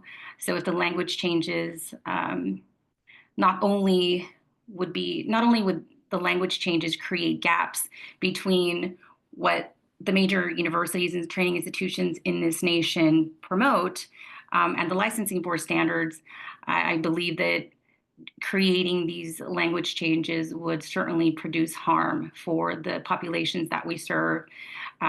These changes would essentially lead to many of our clients feeling unseen and unheard. Doing so to the public would completely devalue and diminish the purpose of the professional work that we offer to the diverse communities that we work with. As clinicians, I feel like we have the duty to protect the public from harm. So I ask the board to consider all of these comments, not just the comment that I'm talking about, but the comments that my colleagues have proposed today as they weigh the next steps in their own decision-making process. Thank you so much for the opportunity to contribute today. Thank you very much for your comments. We're going to Ty Patterson, excuse me. Yes, you're fine. Hello, my name is Ty Patterson. I'm currently a student at the University of Houston in Victoria, and I'm in the clinical mental health counseling program. And I'm here to express my opposition in the proposed rule change to continuing education requirements regarding cultural competency. As counselors, we do have an ethical responsibility to meet our clients where they're at and to not abandon our clients. Removing the current language in the cultural competency requirement can increase the risk of individuals in our field not providing adequate and informed care to multicultural clients, and even possibly having instances of neglect in our sessions when they are not competent about the vast diverse issues that our clients may face or the current systematic inequalities, inequities, and cultural barriers that exist. I do want to emphasize that clients reach out to counselors to feel heard, seen, and to receive care. This is the role that we as counselors signed up for to be in this field, and many times we would not have the choice to choose our clients. I understand as you elevate in this field, you may have more control over your client base and schedule, but for many starting LPC associates as well as students, and even some independently licensed counselors, we are required to see many different types of individuals who fit under many diverse groups, such as people of color, individuals with disabilities, neurodivergent populations, LGBTQIA+ populations, and more. Ensuring that we are culturally competent and putting in time to learn these topics as a requirement can reduce the potential risk of malpractice, neglect, or abandonment in our field, and can strengthen our reach as counselors and a positive impact that we do have on our clients and individuals in this country. Furthermore, I want to lastly emphasize that mental health can be a domino effect. As we are able to meet our clients where they are, this can also pave the way to reducing other mental health concerns along the way. So it is important that we look at this as a systematic concern and issue. And that is all I had to say. Thank you. Mr. Patterson, thank you very much for your comments. We're going to go to Lindsay Unken. Hope I pronounced that correctly. And you're on mute. There we go. Okay, great. Yeah, you pronounced that correctly. Very good. Take it away. My name is Lindsay Onken. I'm a graduate professional counseling student at Texas State University, and I am representing myself. Thank you all for hearing all of these public comments today. Like many, I'm here to express my opposition to proposed changes to the language surrounding cultural competency requirements. I can only echo what so many of my colleagues have stated, and like others, I would like to encourage the council to reflect on the true reasons for the proposed language change. There is simply no compelling reason to muddy the requirements for counselors to effectively serve all clients, and a world of harm that can be done if we do not maintain specific, clear, high standards of care. Language changes that bend to political pressure at the expense of clear competency requirements does send a message, both to the public and to our future professionals, particularly those of marginalized backgrounds. Diversity is not a bad word, and I strongly believe that we are worse off as a professional body of healers if we treat it as one. So I hope you will reconsider these unnecessary and harmful changes. Thank you for your time. Thank you for your comments. With that, see no more hands raised. I'm going to go ahead and close public comment. And without objection from the board, we're going to do an audible on the agenda. And so for everybody on the public following along, assuming the board is okay with this, in terms of the agenda, we're going to take out right now, out of order. We can take these rules together. There's 4 different rules under 7, 8, 9, and 10. We can take these rules as the proposed change that we've heard so much public comment on. We can take all of these rules as one vote, as one subject matter. And so without objection from the board, I'm going to go ahead and take those all 4 of these rules all together for us to address as one. Chair Blemowitz, are you doing the 7, 8, 9, 10A or 7, 8, 9, 10A and Thank B? you for the question. 7A, Roman numeral 1, 802, 261, 8A1, 463.35, 9A, lowercase Roman numeral 2, 681.14.140, and 10A, lowercase Roman numeral 1, 781.501. So we can take all of those together for efficiency's sake because it is essentially the same rule, just in 4 different places. So I certainly have some things that I would like to get onto the record. I'm going to just begin this and then turn it over to the board. Thank you to the public for your engagement, for your comment. I can speak for myself, and I think I speak for the board. I read all the comments. We take them to heart. We do hear you. We are listening. And I hope you'll listen to us here in this conversation because I'm sure that there will be some things that members want to say. Certainly, I have some things I want to clarify. But we appreciate you being here and being engaged in this process, and hope you'll hear us as well as we go through this. So with that, the floor is open for discussion.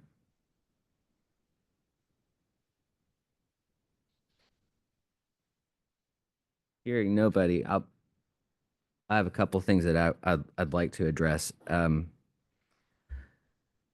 There's a lot of layers to how we regulate. There's first of all the law.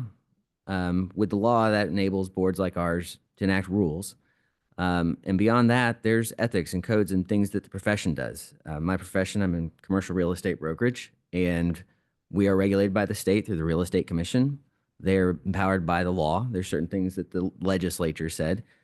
Above and beyond that, though, for myself personally, I am a realtor, which we adhere ourselves to a higher standard and code of ethics that is beyond what even the Real Estate Commission has enacted. And it's that 3-legged stool on which we all have a role in public protection in my profession.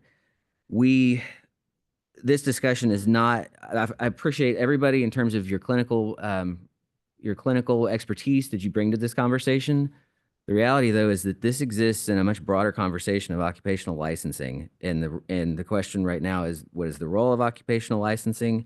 And then additionally, clarity is really important.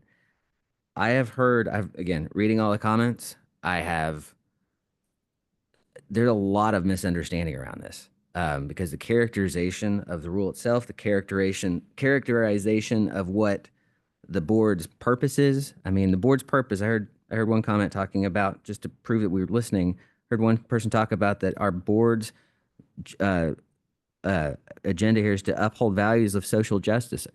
That's not our job. Our job is to provide standards for minimum competency for entry-level practice.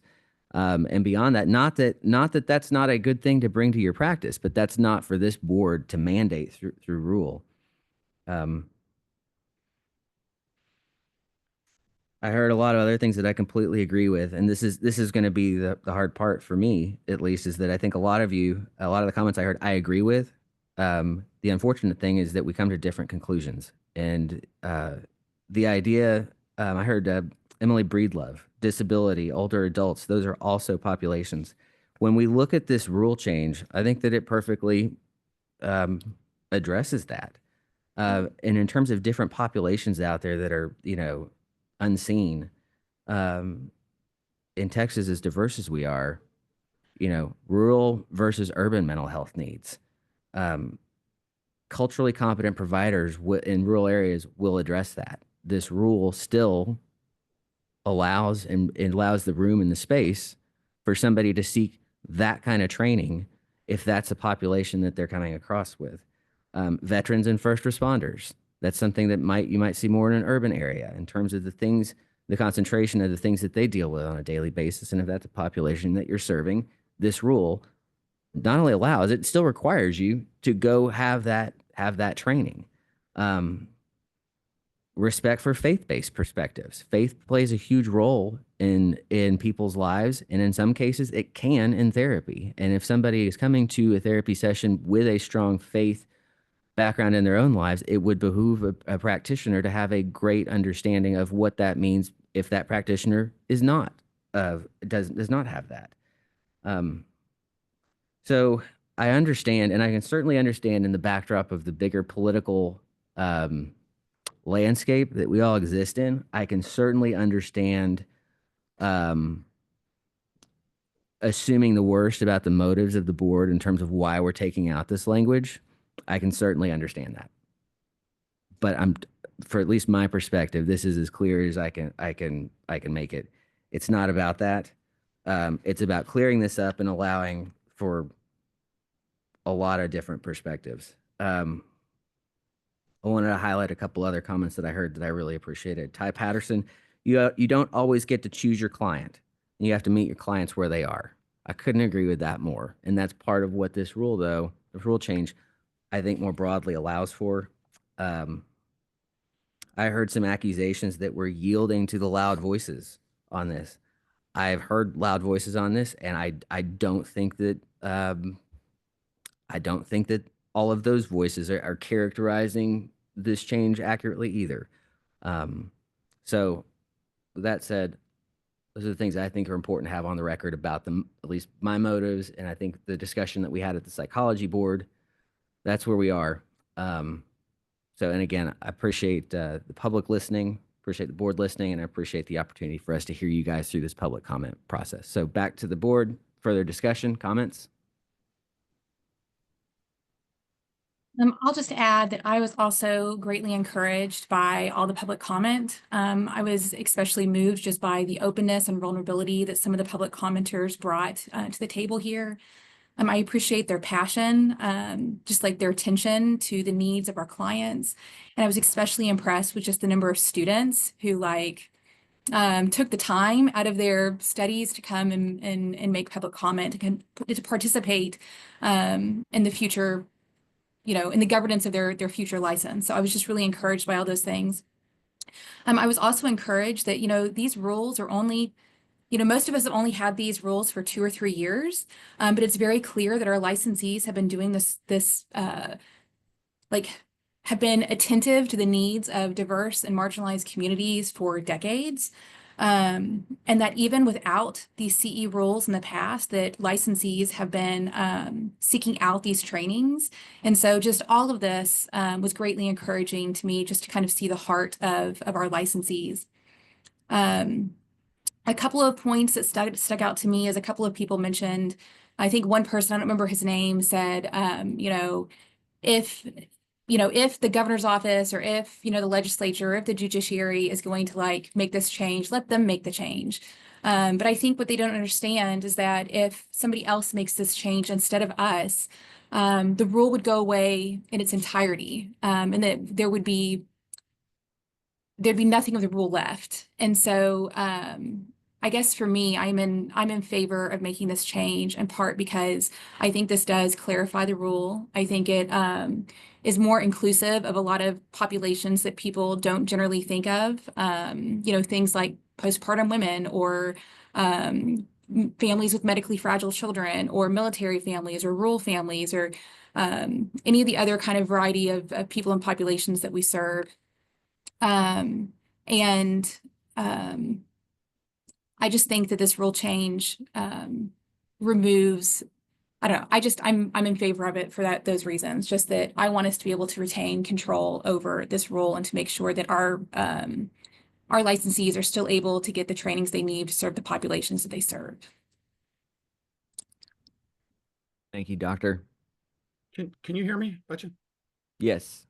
Okay, I just want to make sure my audio was off a little bit earlier. But first, I just want to say a great thanks to all the public comment. It was really heartfelt. Obviously, just seeing it from both sides, both perspectives. There's just so much there to process, and it's very, very deep, heartfelt. And I just want to say thank you to all of you for that. And there's no doubt that cultural competency is of the utmost importance in mental health, in the mental health fields, all four of them. LPC, LMFT, psychology, social work. We need to understand that, the people we serve as much as the treatments and the services that we provide, understanding background, context, cultural factors, that makes us all stronger clinicians, and it helps those that we serve better. There are a couple of things though. BHEC, our job is to oversee the member boards and also to make sure that we're not harming the public, not reducing barriers of entry, and obviously preventing non-competitive practices. That's our main job here at BHEC. But, this rule was originally brought to the BHEC staff, and Robert, you can correct me if I'm incorrect on any of this, but the rule was originally brought to BHEC by staff in response to rules requiring cultural competency that were set. I believe it was back from the 2011, there was a 2011 to 2016 state health plan initiative.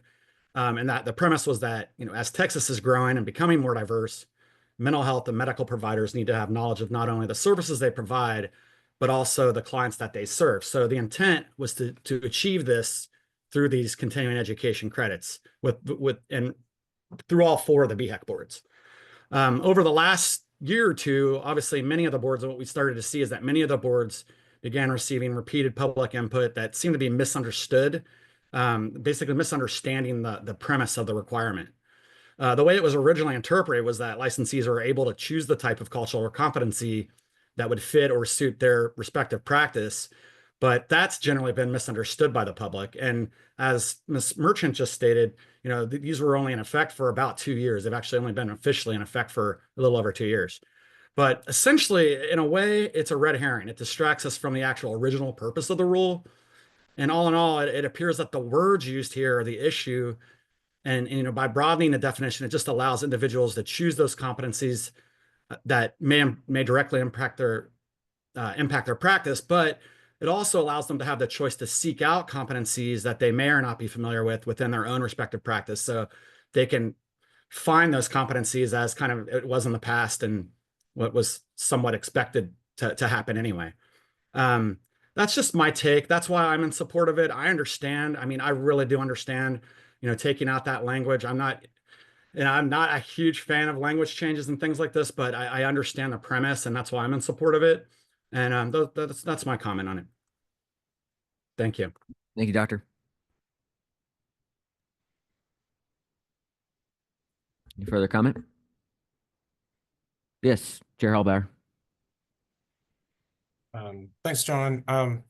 At the LPC board meeting where we considered this a few weeks ago, Robert did an excellent job of summarizing how the rule came about, how things got misunderstood, how this became an issue, and how the proposed language clarifies and remedies the problem. It went a long way with how the LPC board considered this. And Robert, I'm not sure if you're here, but could either you or Daryl and Dr. Cartwright already kind of started on this, but can you provide a similar summary like you did for the LPC board? Because that really resonated with us, and it really kind of encapsulates the entire reasoning for this and an explanation of why this is a problem and how this remedies the problem. So could either you, Robert, or Daryl, could y'all provide a similar explanation? Sure. Yeah, I'd be happy to. Dr. Cartwright's right. The origin of the idea of the rule was from the state health plan back in 2011. And exactly that as the state grows more diverse, the needs of the population, both medically and in mental and behavioral health, are getting more diverse. And that is important for our practitioners to be competent and ready to serve those populations. That is underlie the rules as they originally were adopted and is still the premise today and still very much why we're talking about this at all. The psychology board originally adopted the CE requirements about a decade ago. And when the other three boards came and formed BHAC altogether as part of the standardization efforts, this language was added, really just copied from the original psychology rule without any, I think, reflection or discussion of, is the language functioning well? What is it communicating? As I understand, really at the time, there was not a lot of discussion about what this even meant. Since then, over the past couple of years, there has been, and we keep saying misunderstanding, misinterpretation, whether that be intentional or not intentional. You know, I'm not going to reflect on whether that's been genuine or even in good faith. But it has led to this long conversation about what does the rule actually require. And the staff's effort to really pin that down, and really in conversation with all four of the boards, a deep desire to keep the requirement rather than abandon it, and rather than cede to the voices that were saying it should simply be repealed. The desire was to find a way to express what we have been talking about today, which is that the laudable desire would be for all practitioners to be competent to serve all clients. But regulatorily, we cannot require all practitioners to be competent to provide services to all possible clients. There's no way to govern that. What we can instead say is that it is your responsibility for every client that you take on to be competent to serve that client. That is your responsibility. And thus the education requirement is focused on that. What populations are coming through your door, and recognizing where you live and who you are likely to see, and being competent to serve those people. And that is the desire for the language. Certainly as the person who wrote those words, I appreciate all the feedback and all the public comment, and welcome public comment through the rule process if there are tweaks to the words that would make that more expressive. So Chair Hallbauer, I hope that I diverted a little bit off in there at the end, but I hope that helps. No, it does. That's an excellent explanation, and everyone who is on the Zoom right now, or who will watch this on YouTube later, I would want y'all to understand that, at least for the LPC board, that went a long way with how we made our decision, and that's still a definitive explanation for me. Thank you. Dr. Taylor, do you have anything to add from our side? No, I think you summed it up very well, Mr. Chair. The only thing I would add is just kind of echo Mark's sentiment as well. Just very grateful for the public comment. Yeah, I know it can be a difficult thing to stand up in front of a regulatory body and share your struggles and your opinions and your thoughts. So we thank you all for that very, very much. I think we made the choices that we made at the LPC board meeting a few weeks ago, and as I'm sure are you just, John, are you just standing in his chair today, or are you now officially? No, I'm just standing in it. Yep. Okay.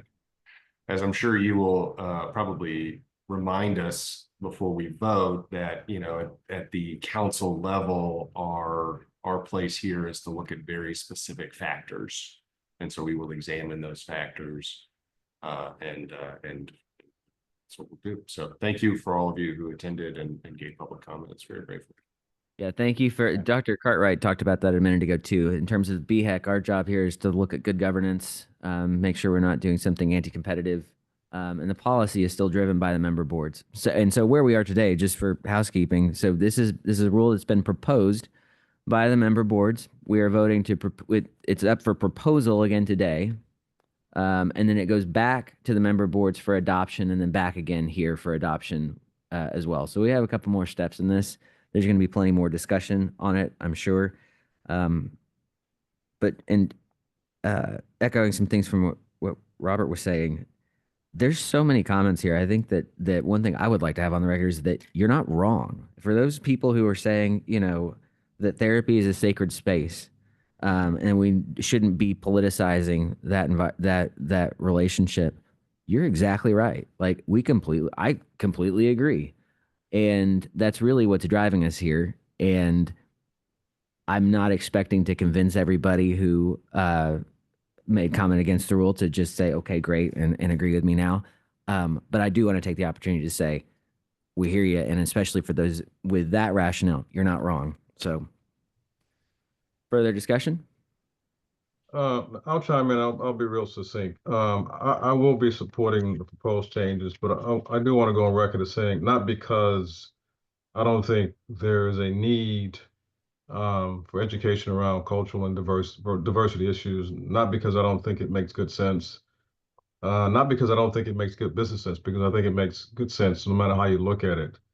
Not because I don't want to encourage people to seek out those CEs on their own, but I'm supporting it from a practical matter.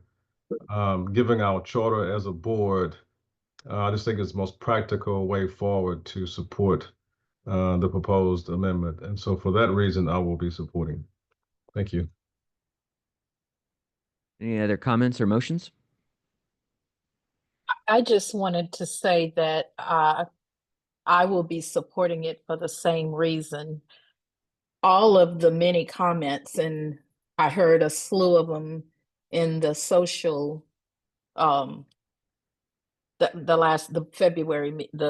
last meeting. I feel the passion, but is some misunderstanding, and I just heard that there's going to be a couple more steps. But what resonated to me was the fact that this board understands that there is no way to mandate compliance in all competencies.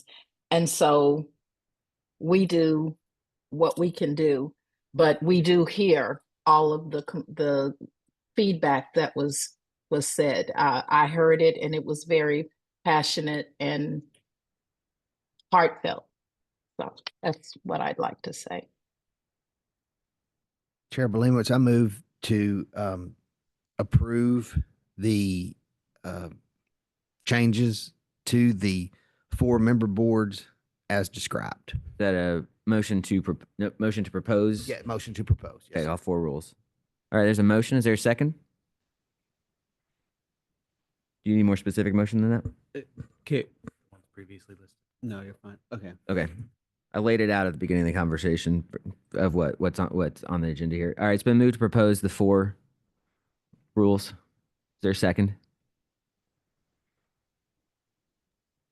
I'll second it. Okay, it's been seconded. I saw Chair Hallbauer hand first. Is there any further discussion? All right, I'm gonna go ahead and put the vote to you. All those in favor signify by saying aye. Aye. Aye. Aye. Opposed, say no. The ayes have it. Thank you very much. The time is 11:49. We've been going for an hour and 50 minutes. Do you guys want to take a 10-minute break? We'll be back at noon. Okay. We'll stand at ease until noon.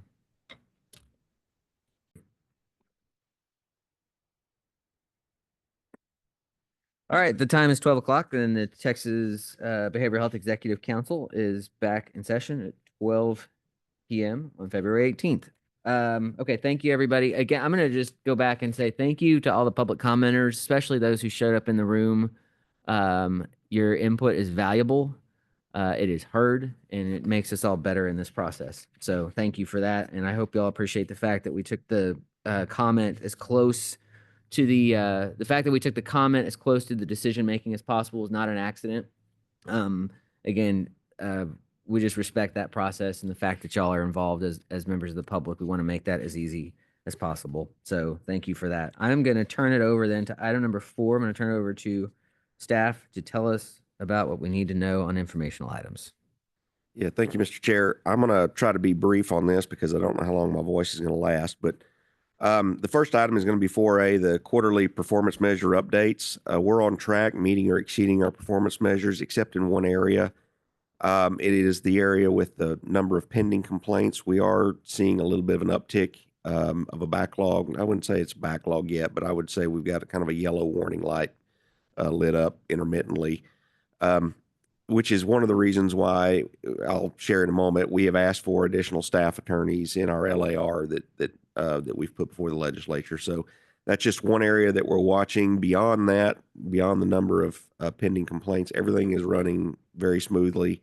No problems. Can I add something right there? Yes, sir. So we were at Senate Finance the other day. That was the one question that we had, was about when BEAC was started, about the complaint backlog. Yeah. And so that was from Senator Nichols, essentially the founder of BEAC, The father of the BEAC. father of BEAC, the godfather of BEAC. So that's certainly something that we're aware of, and I know y'all pay attention to. Yeah, we made it clear to Senate Finance that we did not want to return to those troubled waters, and thus the reason for our request. So, year-to-date financial report, nothing unusual there. If you got any questions, I'll try to answer them, or we can have Ms. Nowak, who's online with us. We are using a new format, I believe, for our, where have I got it here?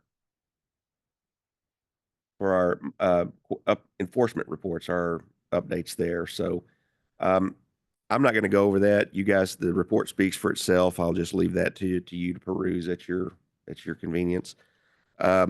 Again, we're on track. Everything is looking good. We've got staff are focusing on eliminating the 2023. Still, we've got a few fiscal year 2023 complaints that are still pending, but we're focusing on those, getting rid of those. But other than that, everything is moving along okay. Agreed orders and dismissals are in your board packets. Nothing to talk about there. They're just there for your review. Patrick, do you have anything on SYPACT? Not really, other than we're up to 42 jurisdictions now in total SYPACT, and there was a annual meeting in DC which I attended, and so it's growing. Hopefully, it's going to continue to grow. So. Okay. Good deal. And Director Spinks, I think there's 22 social work states in the compact, and 12 bills have been filed in other states, not counting Texas. Okay. So it's growing very quickly. I start to say social work and counseling are growing at a very rapid pace, I believe. Those compact member states are. The next item is going to be the update on the budgeting process. That is the big thing that's going on right now. The 89th legislative session is in full swing. We have already begun budget hearings. Chair Blamowitz and I and Mr. Romig, Ms. Nowak attended Senate Finance Committee last week. You get 5 minutes to go in there and make your case. Of course, you've got a multi-page LAR that you're having to summarize within 5 minutes. You do your best. If you don't, they cut you off, and you just do what you can within your 5 minutes. We managed to get everything in. Everything. We didn't encounter any difficulties in any kind of questioning or anything like that. So the next up will be House Appropriations Subcommittee for Article 8 agencies. I don't yet know when that will be. I have some tentative dates, but I don't want to announce those outside of anything being firmed up from the committee itself. But I'm expecting those to be pretty soon. And then once that is done, then they will begin the work behind the scenes, formalizing the budget. I will say this. I know that Senator Nichols has been appointed as the work group, the head of the work group for what we call Article 8 agencies, of which BHEC is a member. So Senator Nichols will be heading up the work group that reviews our budget requests. So, and he is, as Chair Blamowitz said, he is the one that posed the question to me at Senate Finance Committee. So with that, that's really all I have on the budgeting process. The next item is going to be the report on the Children's Mental Health Strategic Plan Subcommittee. Daryl, can I ask a question? Yes. I'm so sorry. Yeah. In the budget report, you had a list of like the number of licensees. I'm curious, is that like all licensees, like retired, all statuses, or is that only active licensees? That is what we call renewable statuses. It's not retired. Okay. It's active, inactive, delinquent, and anything that is like on probation, anything like that. Anything that, if it's a license that can be renewed, that is included in there. Y'all are Okay, cool. right at the door of 90,000. licenses under regulation by BHEC. I fully expect by the 90th legislative session, we're going to be knocking on the door, if not through 100,000 licenses under regulation at BHEC. So we are growing by roughly 4,000 to 5,000 providers per year. Is what Thank our you. is. And I will, let me add one other update on the budget.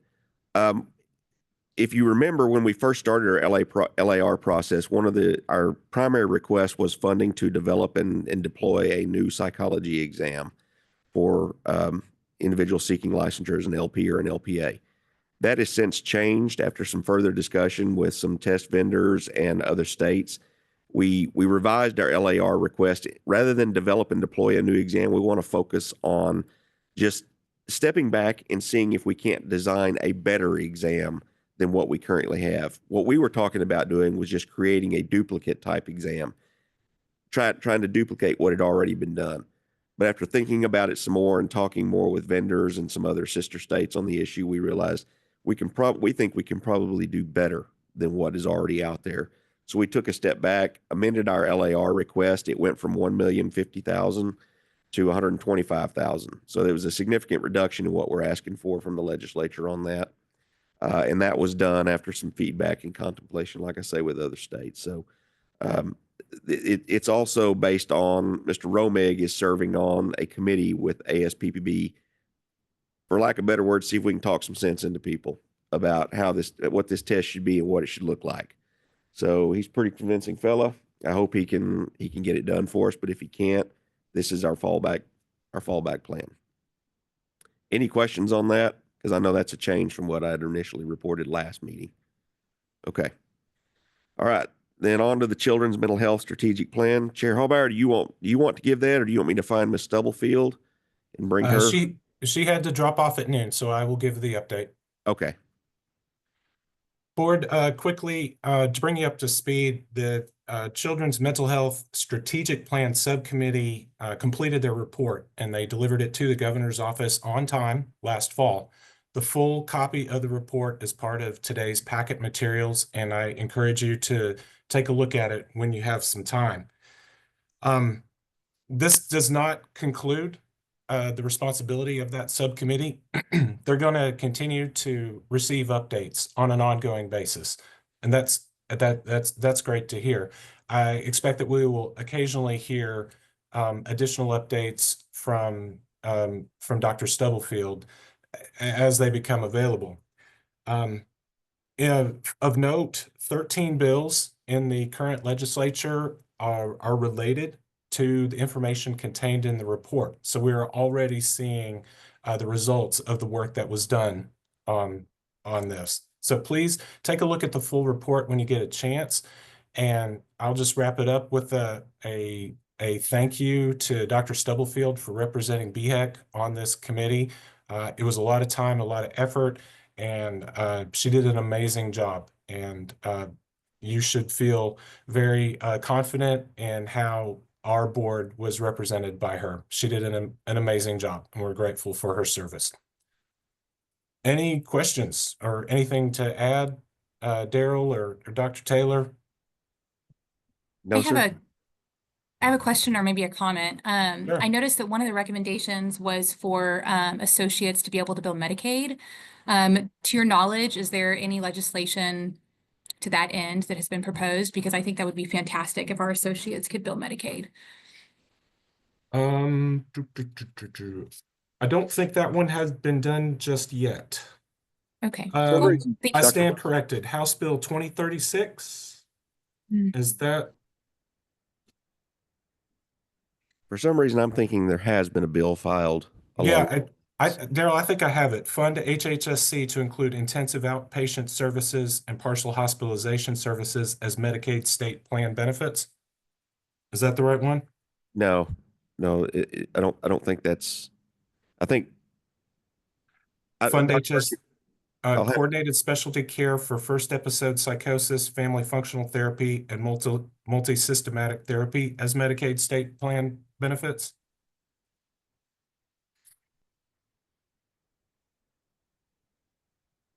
Yeah, that may not be the right one. I apologize.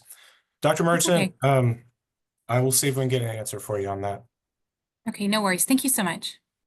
We'll look through about 140 something bills we're tracking. We'll see if we can find it for you. For some reason, it does ring a bell. Thank you. Daryl, how come that list of bills you're tracking never goes down? Always seems to go up. Tell them over at the legislature. Quit filing stuff. I don't have to track as much. Thanks, everybody. You bet. The next item is going to be, I've got 2 points. The discussion, the impact of the Alleman versus Harness complaint. It's filed in the Middle District of Louisiana. It's only on here just as an FYI. This is going to be another, as a regulator of talking professions that deal with speech, the delivery of services through speech. I'm always very sensitive anytime I see federal litigation involving First Amendment stuff. And this is one of those cases. It's a case filed by a couple of LPCs who own a business entity in Louisiana. It was originally named Psychological Wellness something Counseling Services. They were forced to change that name to P Wellness Counseling Services, and they have now filed suit over whether or not the Louisiana Psychology Board can regulate use of the word psychological. So that's still in litigation over there, but we're watching it. I've been in contact with my counterpart at the Louisiana Psychology Board just to kind of get a heads up on that. But we're watching that. Naturally, those types of cases, especially when they're in the Fifth Circuit, which Texas is in the Fifth Circuit, I pay particular attention to them. Same thing goes for the next case, which is the Hines versus Pardue. That case is there's been an opinion issued by the Fifth Circuit. The reason it's in here is there's nothing we need to do on it now, but it's something we need to keep in mind. They reinforced in that opinion that they're just simply because we are regulating what has historically been known as professional speech does not exempt us from First Amendment protections is what it means in the short version. That's just the summary of it. It's not really anything that this body or the boards need to worry about right now. It's something more so that staff just know that we're watching for that when we come to you and say, that may have a First Amendment implication. It's this type of stuff where that comes from, is we're watching stuff like this develop in the federal circuits.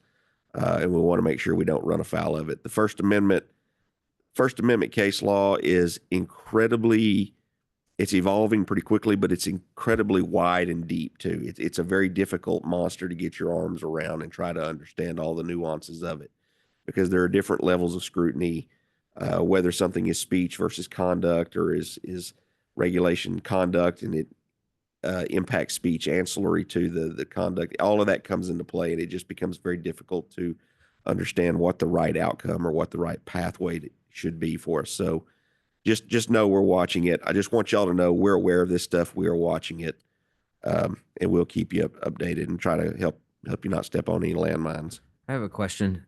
Didn't the Seraphin case have to do with regulating the word psychology? Yes. Yeah, using the title of psychologist, but then she also successfully attacked the definition, the practice definition for psychology in that case. And that is where, I will tell you, I learned for the first time of what the professional speech doctrine was. And that was something basically the Fifth Circuit told us way back when. We're not saying this is a real thing, but if it is, you can regulate professional speech. And then several years later, the U.S. Supreme Court came in a different case out of California, an abortion case of all things, and said, well, there's no such thing as professional speech. We've never really recognized it. So we're in this gray area where you've got this long storied practice of being allowed to regulate professional speech. But the Supremes are saying, well, we never really technically recognized that. So you're walking on some very thin ice whenever you do it. So okay, we're trying to step very carefully here. Thank you for your attention to that matter, Daryl. Say again, ma'am. I just said thank you for your attention to that and for keeping us updated. I appreciate it. And then the next item is this Texas social workforce study that was done. That was done by the Higher Education Coordinating Board. They tasked the UT school, Steve Hicks, down the road here to do it. I've read it. It's not a terribly long read, but it's a pretty eye-opening read. Basically, we're headed for a severe shortage by 2036, which in regulatory terms and government terms is not that far down the road. That seems like a long time when you're a kid, but from our perspective, that's what, 3 sessions away. It's just not that long of a time. So something we need to keep in the back of our minds whenever we're making regulations. We don't want to do anything to exacerbate or frustrate that, and help where we can. Next item is going to be the survey of employee engagement. Nothing you need to do. I'm not going to spend any time on this. I just put this in here so that you can kind of see what the overall engagement level for state employees are. I will tell you, just based off of our turnover rate, which is 10% if you count interagency transfer, we're at 8.4% if you exclude interagency transfer. Now, what does that mean, Daryl? It means that people seem to be pretty happy here at BHEC. Now, I do get a lot of gripes about what we pay them, and I don't blame them for that. So, but there's only so much that we can do in those regards. But beyond that, you've got a really good crew working for you here. I'll tell you that right now. And I'm not just saying that. They really are genuinely a good group to work with. The rest of this, the notification of the statewide payments, I just always make sure that you know anytime we're under an audit. This is not an audit that we actually respond to. They look at entries that we make into the statewide accounting and payroll system. It's not actually an active audit. They don't come in and look at our records. They just look at the database stuff, the database entries, and then move from there. We had a couple of findings on one of them, but it's the same findings we get every time. Almost all small agencies get these types of findings because we only have one or two people that can both enter and approve payments. They almost always ding us for that. They always will until we grow to be a much larger agency. So again, there's really nothing to do or report on those. And then moving on to 4.0, of course, we've got Governor Abbott asking us to identify rules that adversely affect small business. I've included his letter. I've also included my response there just for your edification. And then already touched on P, which is the state auditor's report on employee turnover. You can see how BHEC is doing. We're doing really well there. And then Q is confidential. It's only for y'all's eyes only. We had a security benchmark audit done. We did very well on that, which is good because state agencies are under constant attack. I don't know, 3 or 4 billion, attacks per day is what state agencies receive, like different types of cyber attacks every day get thwarted. And I said it with a B. It was 3 to 4 billion attacks per day is what the state gets pinged with. So that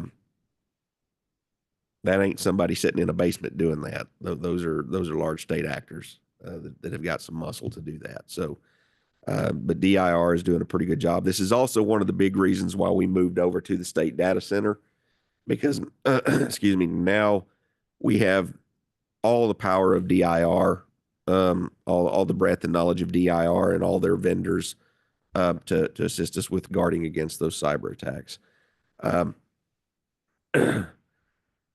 On R, we have finalized our contract with CE Broker. I've included a copy of that, and staff are working with CE Broker to really start the setup of that. We've already begun that, so we're well underway there. We're looking for a start date of September 1st is when we're looking to do it. On S is going to be, and there will be more information forthcoming for licensees on that. We're not just going to spring it on you on September 1st. There's going to be a lot of education outreach that will take place. On S is, we've got some, let's see. We had a bill passed last session that cleaned up our authority to access federal criminal history information. We have now received some feedback from the FBI that even though we passed that bill, it was kind of had a pre-sign off on by the DOJ. Now they've come in and said, well, we can't find any statutory authority for you guys to do fingerprint background checks on LPC associates because we use a temporary license statute for them and it doesn't name them specifically. I'm not going to bore everybody with the details, but we're going to have to shift how we do the criminal history background checks on LPC associates to comply with the DOJ. If there's any luck, maybe the new administration will maybe shake some sense into the DOJ on that, and we might not have to do it, but I'm not holding my breath on that right now. We're going to have to make some changes and shift that around, but otherwise we're okay. We're good to go there. the DOJ has signed off and said, for everybody else, you've got authority to do criminal history background checks. And then lastly, Mr. Romig, excuse me, not Leslie. I just want to let y'all know we had submitted a request for an attorney general opinion a while back. We were trying to get an opinion on whether or not a complainant in a complaint with us was considered a party to that complaint. And we have since received some open records rulings that answer that question for us. So I just went ahead and withdrew the opinion request. You sure don't want to get inconsistent. I don't think it would have been inconsistent, but I also don't want to waste the AG's time on this. So I went ahead and withdrew that opinion request because we got what we needed from the public records or the open records division. And then lastly, I've just included copies of the executive orders from Governor Abbott, the most recent ones. There are only 2 sexes, and then the elimination of the DEI from statewide. So that's it for Mr. Chair. Good deal. All right.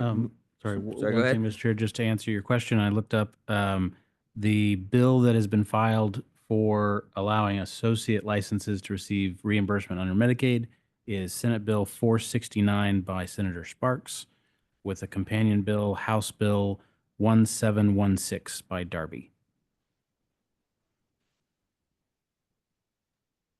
Thank you. Sorry, can you give those numbers again, Robert? I apologize. Absolutely. Senate Bill 469 and House Bill 1716.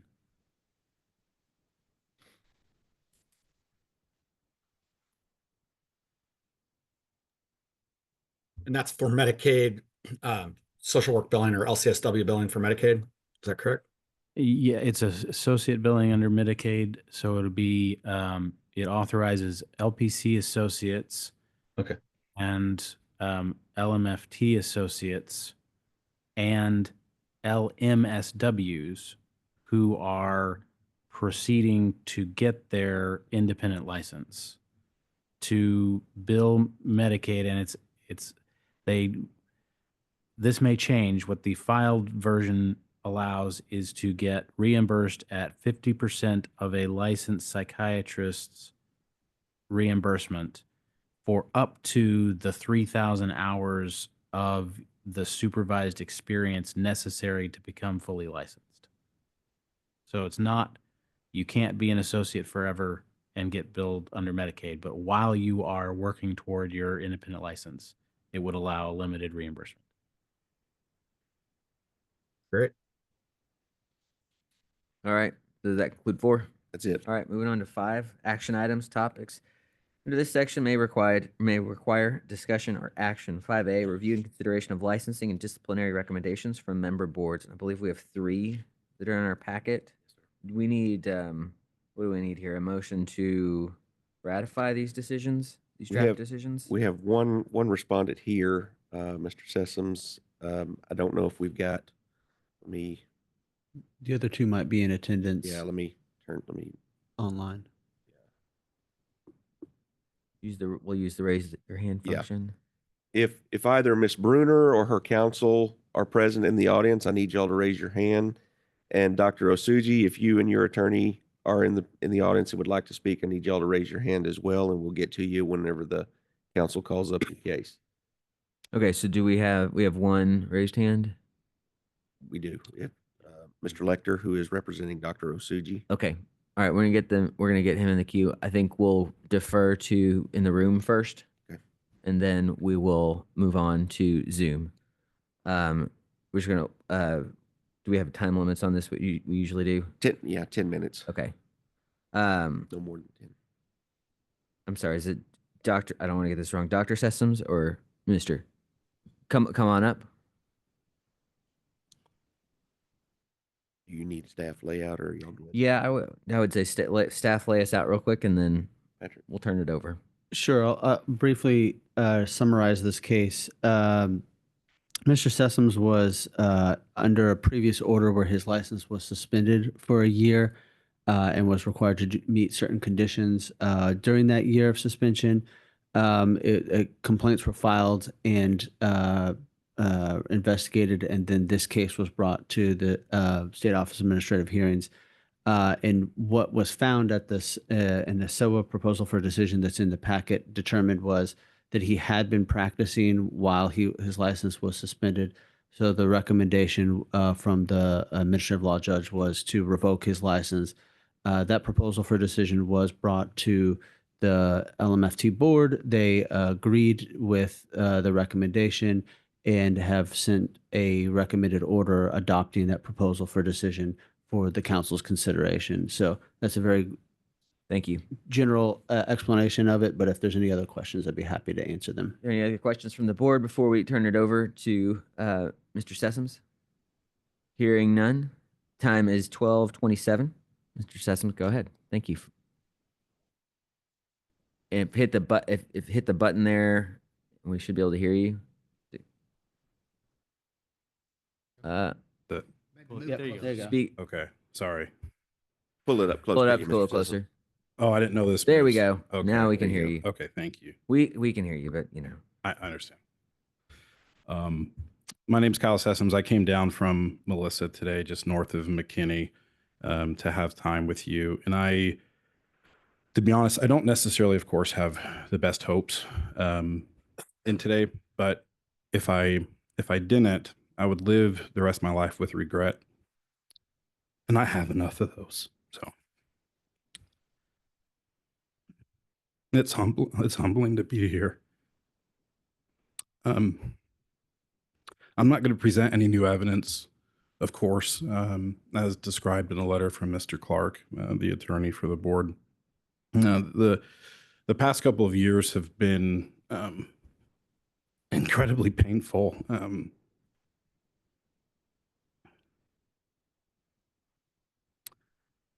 Having been a marriage and family therapist in Allen for about 10 years, I was able to help thousands of clients, and I never had a complaint until the very end.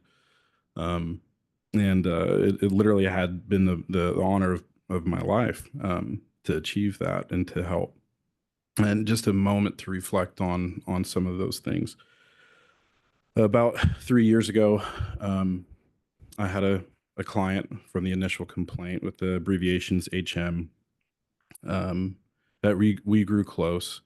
And at the time, my wife and I were pregnant after a lot of infertility issues for about 11 years. And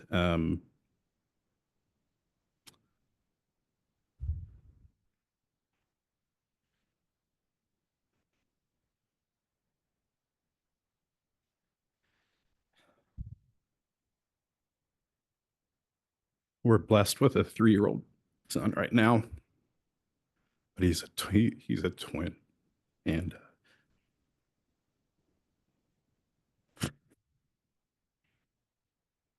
we lost his sister just before birth, and I grew distant from everything. I grew up LDS, served a Mormon mission, raised that way my entire life, and I lost faith in that, in myself, in God, and I reached for something that would bring me some momentary satisfaction, and that was the client. And she had proposed many different things, and it's all in a record of what she proposed, and even tried to prostitute herself to me, and I never obliged any of that, but I did oblige in sending sexually explicit material that I purported to be as myself to her. And then she subsequently filed a complaint, as she should have. I never want to not take ownership over my mistakes, that I know that I made mistakes. And those I'm willfully accepting and acknowledge. After she had attempted to sue me multiple times and place criminal charges, which all of those suits were dropped or dismissed, she decided to go to WFAA in Dallas and made a news story about me, and I know that you're familiar with. And during this time of suspension, I was providing life coaching services, And on the BHEC website for MFTs, under the FAQ section, at that time, it stated that there was nothing in the rules that prohibit life coaching. And later, after my inquiry from Laurel Clement, that we all know and are familiar with, she had made an inquiry because the rule had changed. Or I'm sorry, the FAQ had changed into adding more than just that simple sentence. And I had read under the administrative code, Rule 882.23 and 24 under the Texas BHEC, the section that stated nothing of life coaching and actually stated that the activities of it were exempt from the council's jurisdiction. And so I was particularly careful that whenever a topic approached something that was truly therapeutic and needed that processing, I would refer them to a specific counselor or therapist, or remind them that my particular goal was literally for setting goals, on whether that be an individual basis or as a family or as in their relationship. But it was not to process things. It was not to go through any trauma or do anything of that nature. And I know, Mr. Spinks, respectfully, you had said in a recording in a meeting that there is no jurisdiction over life coaching. You don't know of any state that offers jurisdiction over that. And we presented that in the SOA hearings as well. I only later found out that I was potentially, at the time, I was not in accordance with that I was not allowed to do life coaching potentially as an MFT, but as LPCs, that was allowed through a Texas code that, frankly, I just simply was not aware of. And all of my actions in that with life coaching and with my interactions with SOA were under the guidance of my attorney. And the other complaint by MR, she had stated that she had felt like one of our appointments felt like therapy. And that was found in the findings, I believe, from the SOA judge as well, taking her statement into her understanding, as well as their professional witness she said that she felt on one occasion that I had engaged in marriage and family therapy. My two witnesses that I had testified repeatedly that they understood my credentials were just as a coach, and that my services were just as a coach. And some of the confusion was that on the website, in one particular location, I had failed to remove the LMFT licensure, but my witnesses had testified and acknowledged that on my own personal page on the website for my business, that those licensure acknowledgements were removed and not there. And the consent forms, and there was no confusion on their part, as there wasn't for others that I was meeting with. But this one person that I was meeting with did have this confusion, and 7 months after she had terminated with me and then saw the news story, she decided to file her complaint. I worked really, really hard at going and searching online to remove all findings of my LMFT licensure, and even the professional witness for the board. It was acknowledged by the court that she herself had false credentials that were online, such as LinkedIn, which was one of the issues for me. I hadn't logged into LinkedIn in probably 7 years before the SOA hearings. And so there were mistakes that were made. We presented the judge with, I think it was almost 30 different items that I fought to find and to remove. And again, I acknowledge that there were things that were missed, and they were very, very unintentional. And I do feel bad for anyone that felt misguided, which specifically, as far as I know, is literally only the client MR. And lastly, my disciplinary order ordered me to receive counseling. And as I said in January to the MFT board, I had over a dozen therapists that flatly denied to work with me because they didn't want to be involved with the situation and with the case and with the board. And so I found JD McDonald, who at the time was fully licensed, and he's an LPC. And he was the only one to accept me. We sent that into the compliance department, gave him the full credentials, and we never once received a caution or a rebuttal or a refusal.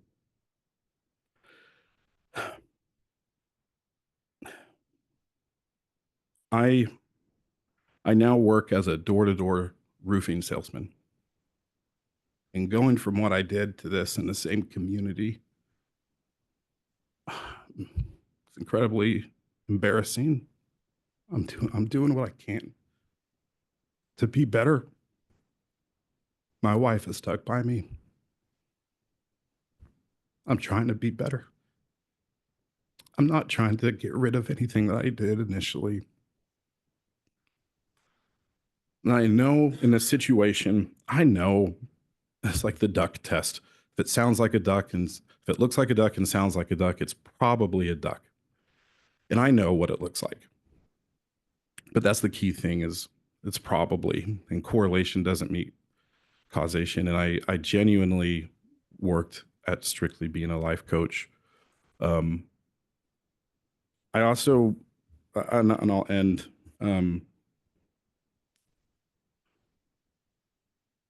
I know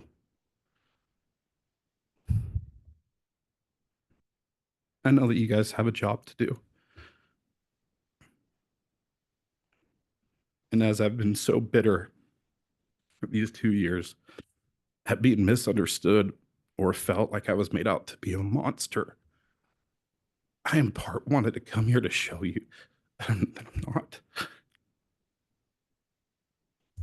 And I'm going to allow myself grace and those that I have offended in some way or let down, to not hold bitterness.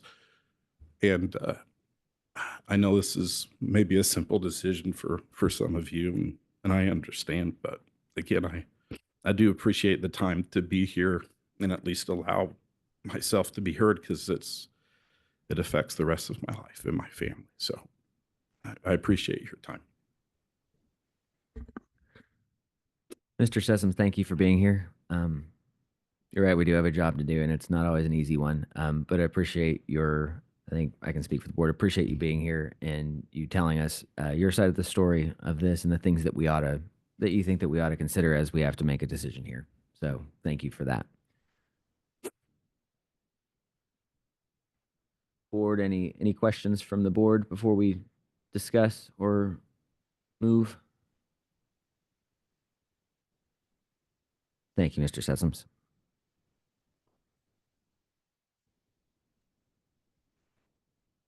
I just want to say thank you to Mr. Sessoms for coming today and providing your insight on all this. And I know that wasn't easy to do, and it's much appreciated that you did do that. And I have a lot of respect for the comments you made, and just want to say thank you for doing that. Thank you for all that you said. And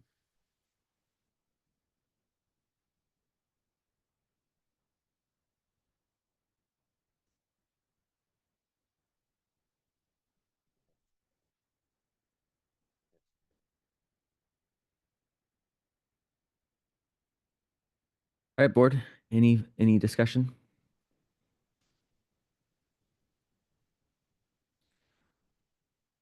The motion would be to ratify this order. Is that correct?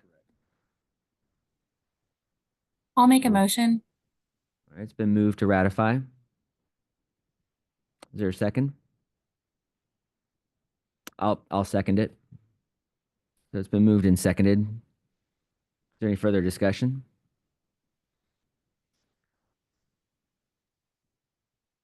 In that case, I'll put the vote to us. All those in favor of ratifying this order signify by saying aye. Aye. Opposed, say no. The ayes have it.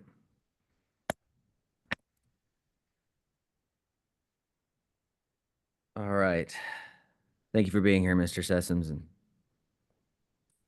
And Next up, you've got Louis Lecter, who is counsel for Dr. Osuji. all right, we'll move on to Dr. Osuji. And yeah, we'll let staff lay it out and then we'll turn it over. Very briefly, this again was a complaint, and this went to obviously an ISC and then a full contested case here at SOA. There's a proposal for decision in the materials.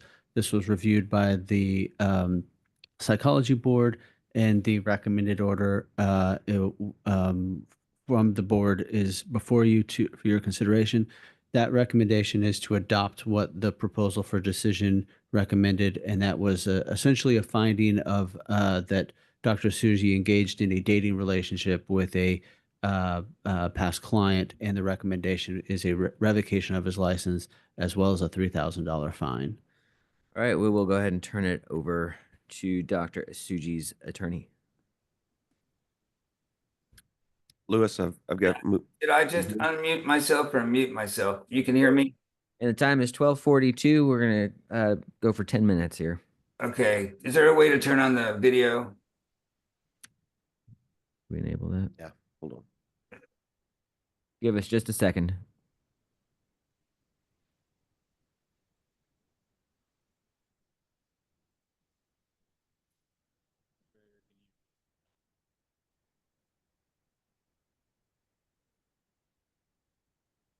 I would hope that starts my 10 minutes. Yeah, we'll fix your time. Don't worry. Okay. Louis, And I mean, if you please keep it at 10 minutes, but if you're, I'm not gonna shut you off at 10:01. So, but ask you to be respectful of the time. So, take it away. All right. This is really a case that's an issue of law. There should be mitigating factors that I believe were put forward to the court, and not only are they not mentioned in the PFD, and they do apply to Chapter 53 and the mitigating factors that are in your rule.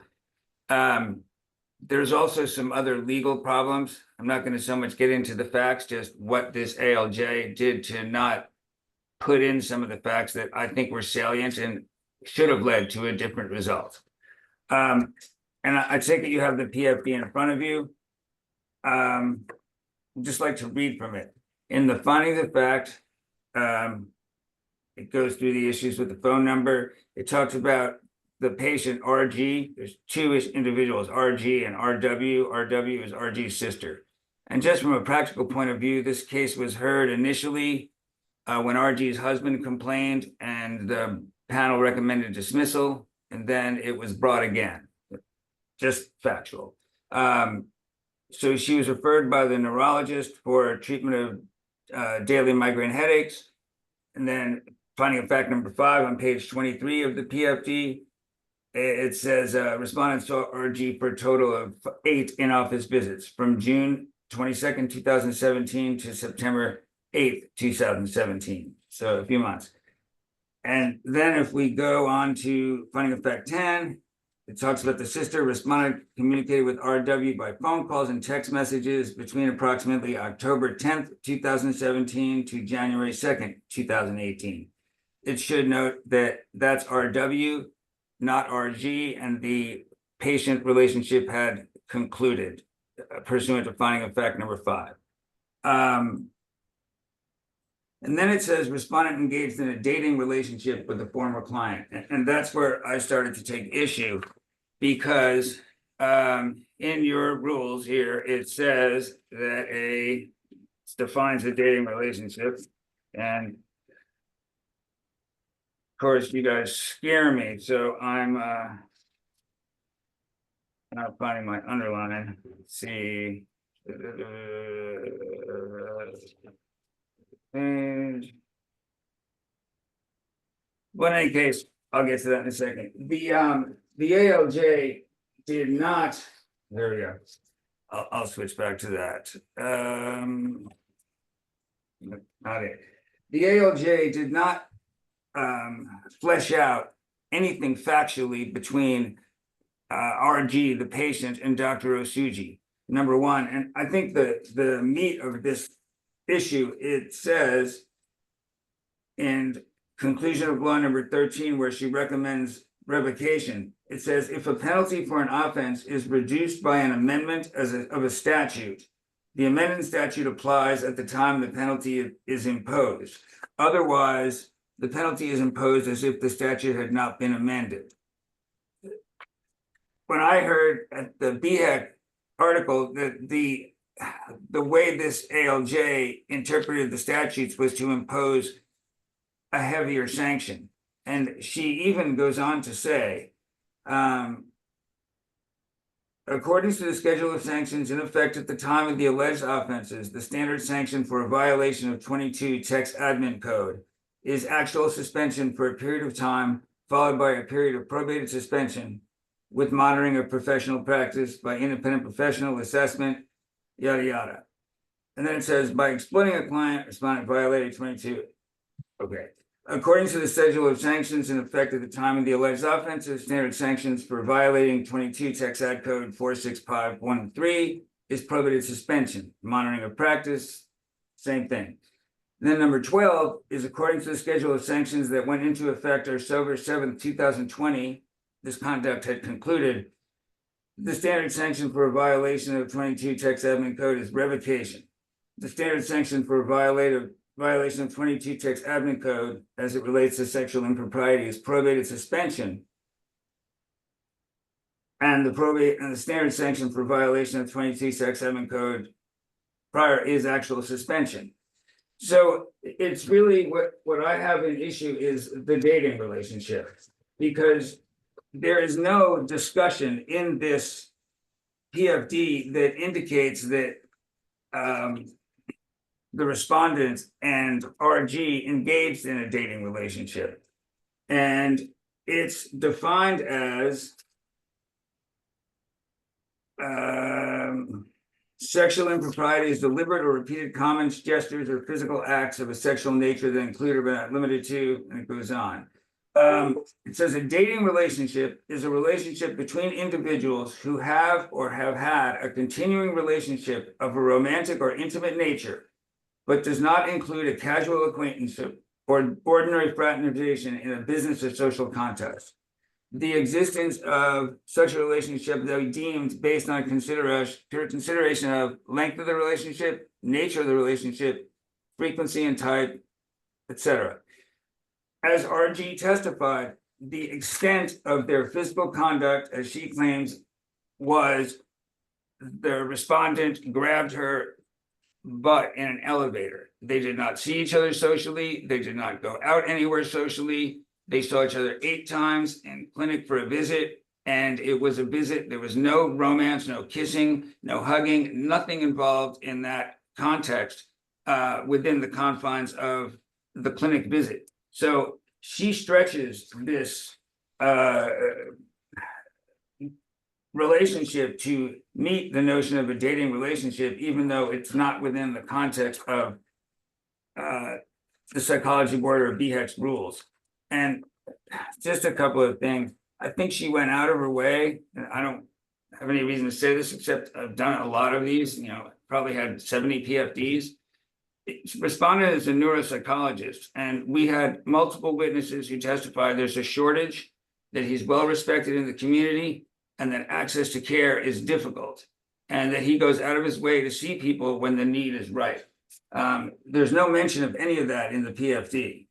Instead, she dwells on an issue and said that we did not have expert testimony for something as analogous to handwriting. The record was clear that you can buy spoofing software to imitate a phone, be it green or blue. And that was one of the big issues in the case, is whether or not respondent was indeed texting RW. And it became clear that respondent has an Android phone and RW had a Apple phone. And when an Apple phone texts an Android phone, it comes up green on RW's screen as opposed to blue if he'd been sent with an Apple phone. So for some reason or other, that wasn't contemplated. Just the same as was his work within the Dallas area, that he's been doing this for a long time without incident. And it should be noted also that respondent has not really seen female patients since he first appeared with Mr. Kobos in 2017. He was just told by Mr. Kobos, not worth it, just stay away from it and stick to what you do best, which is neuropsychology. He saw this patient as a favor to a friend who was the referent, and arguably regrets doing so. And the PFD failed to mention that, you know, he was primarily a neuropsychologist. 99% of his business is that, and he's never had a complaint. I don't want to go into what happened between them. I don't know. And neither do you. And the judge, you know, did her best guess. She said it's a he said, she said case. Based on that, there is a way to not take his license and not have him be a harm to the public if the issue is females. I work a lot before the medical board. I urge you to give him an order that restricts him to male practice and the practice of neuropsychology, and not allow him to see females in the confines of group therapy. It makes sense, especially since this judge went out of her way to apply a matrix that really retroactively shouldn't have been applied. I mean, I don't think that's notice. It violates the fundamental tenets of our Constitution. If you don't have notice and it's a retroactive application of the law, it's frankly impermissible. And that's what she did, and she admits it, and she put together all of the purported violations to come up with the worst possible outcome that she could. And, you know, that's her decision. She's the ALJ. What I ask you to do is look at the totality of this and say, well, is this fair? You know, we asked that subpoenaed phone records showing that the actual phones between, I think you got the gist of it, between Dr. Asuji and RW existed, and no one brought the records even though they said they had them. And thank you. Thank you very much. Any questions from the board? I will say there's a lot there to unpack. I think as a board, I have a hard time. We get treated kind of as an appellate court on a lot of issues from public commenters sometimes who don't like the outcome of a court case, and they'll come after people. And I feel like in this case, we're being essentially asked here to be in a, second guess the ALJ, which I don't, am I misreading that, or I'm asking staff here, am I misreading that? Because I don't have a whole lot of confidence in overturning or going against what the court found. So normally a proposal for decision is usually and when a case goes to SOA, it's usually the fact-finding mission of the ALJ. There's also a procedure for when they issue the proposal for decision, that there's an option to file exceptions to the proposal for decision. And that's an instance when either side, whether it's the respondent or the petitioner, can say, ALJ, we think you got this part wrong, that you misapplied the law here, or these facts, or you did whatever. You can argue, you make any sort of arguments and ask them to amend the proposal for decision to correct those mistakes or misapplications. In this instance, there were no exceptions filed. And so the ALJ issued a no exceptions letter, and the PFD stood as it is. So the agencies routinely rely on proposal for decisions for that fact-finding mission, so that we then can look at what they've done, and we can, as an agency, if there's a sanction, the sanctioning authority is within the agency's authority, but the ALJ will do their best to try to apply the penalty matrix, which the agency's already adopted. The one thing that I think Mr. Lecter's arguing about is the ALJ in this instance is looking at aggravating and mitigating factors, and such as the multiple violations that she found, and then raising those sanctions because of them. Yeah, even there was enough aggravating there. It didn't really matter which schedule of sanctions you're looking at. would have probably gotten her to the same place, it sounds like. Well, I mean, that's where she went. So she did find, one mitigating factor, I think, in her PFD, but she also found, She did. yeah, she also found aggravating factors as well. And it was in there, that there's a multitude of violations. And then, yes, that will then bump up, stair step it from to a higher level offense or higher level sanction. Sorry. So yeah. Okay. So Can I then say one thing? Would that be appropriate? I'll allow it. I'll Thank allow it. Go ahead and wrap it up after that, and then we'll let the board discuss it, but go for it. Sure. I brought that up because I thought this ALJ went out of her way, and it's clear from a reading of the transcript, to find a dating relationship. And it's not fleshed out in the proposal for decision. In fact, it's contradicted. And when she used that as the basis to go forward, exceptions are not necessary to file a motion for rehearing. I did not think I was getting anywhere in this case with this ALJ, so I deemed it more appropriate to come before you. Especially since she clearly states she applied an old statute. And also, even though we presented a bailiwick of evidence regarding his use to the community, the access to care that's not available within Dallas for neuropsychologists, and the bulk of work that he had done for Southwestern, et cetera, she just blew that off. So I didn't see her as an appropriate person to rule on the exceptions. Thought you might be amenable to that, and that's within your purview to look at the facts that she found. I mean, that's why agencies flip findings and draw new conclusions. And I'm not asking you to say, oh, this didn't happen. I'm just asking you to look at the schedule of sanctions and say there's a way to help this community and keep him appropriately under wrap. She even talked about the possibilities for that and then went out of her way to recommend revocation. So that's all. Thank you for that. Unless the board has specific questions, I'm gonna go ahead and close there and let the board discuss as from here forward. Did you have Robert? Did you have something? Mr. Chair, I just wanted to add to what Patrick said, just to procedurally, I think your question was sort of directed at what is the council's role? Yeah.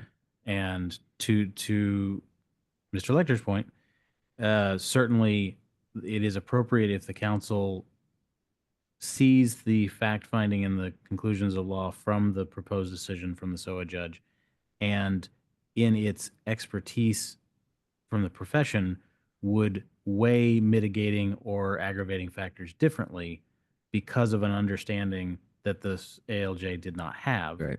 That is certainly appropriate, but it is not, to your point, the traditional idea of an appellate body.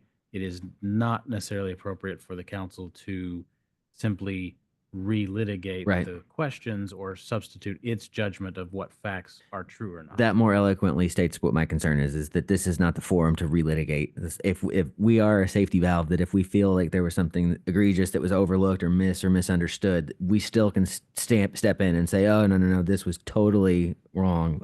But that's for the board to decide. Was something missed here that rises to that level, or if we're ready to take action on this?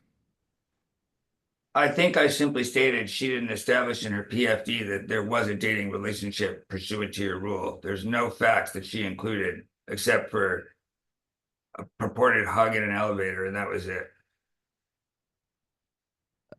Understood. Thank you, Mr. Lecter. I'm going to leave it there, and we're going to let the board discuss it from here forward. Thank you. I'm going to move you back to the attendee status, Mr. That's Lecter. perfect. Thank you. Okay, board members, any other further discussion? Any motions? I'll make a motion All right, and that motion is to adopt adopt the resolution, the final decision in order. the final decision. Is there a second? I'll second. All right, it's been moved and seconded. Is there further discussion? Hearing none, all those in favor signify by saying aye. Aye. Aye. Aye. Say no, and the ayes have it. Thank you very much. All right, we've got one more. Did we have that respondent here? I don't believe we did. I don't have the name in front of me. Was it Kelly Bruner. Kelly Bruner? If anybody with Kelly Bruner or Kelly Bruner's attorney, go ahead and raise your hand. Seeing none. Mr. Lecter, are you representing Ms. Bruner? Oh, no, I was just gonna ask, I would suppose I would see that order in the mail. Yes. Okay, thank you. You bet. All right. Are there any questions about Kelly Bruner's case? Does staff want to lay out anything real quick? Very quickly, this is a case came back from SOA, also was reviewed by the Social Work Board. Chair Brumley would need to recuse from a vote. The facts of this are that Ms. Brunner was convicted of 6 counts of essentially voter fraud while using her social worker license. She the ALJ found that was in the scope of those convictions related to her license because she was using her license to do this. And so the recommendation from the ALJ was a 2-year probated suspension and a restriction placed on her LBSW license that would not allow her to provide voter assistance or do any sort of voter activities while using her license again. So, all right. Any discussion?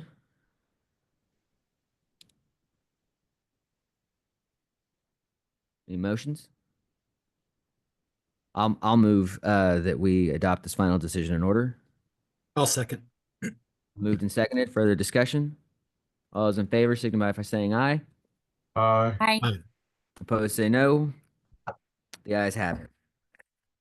Thank you very much. Okay, so we are moving on to update and discussion on agency efforts to effect bylaw change to ASPPB's bylaws.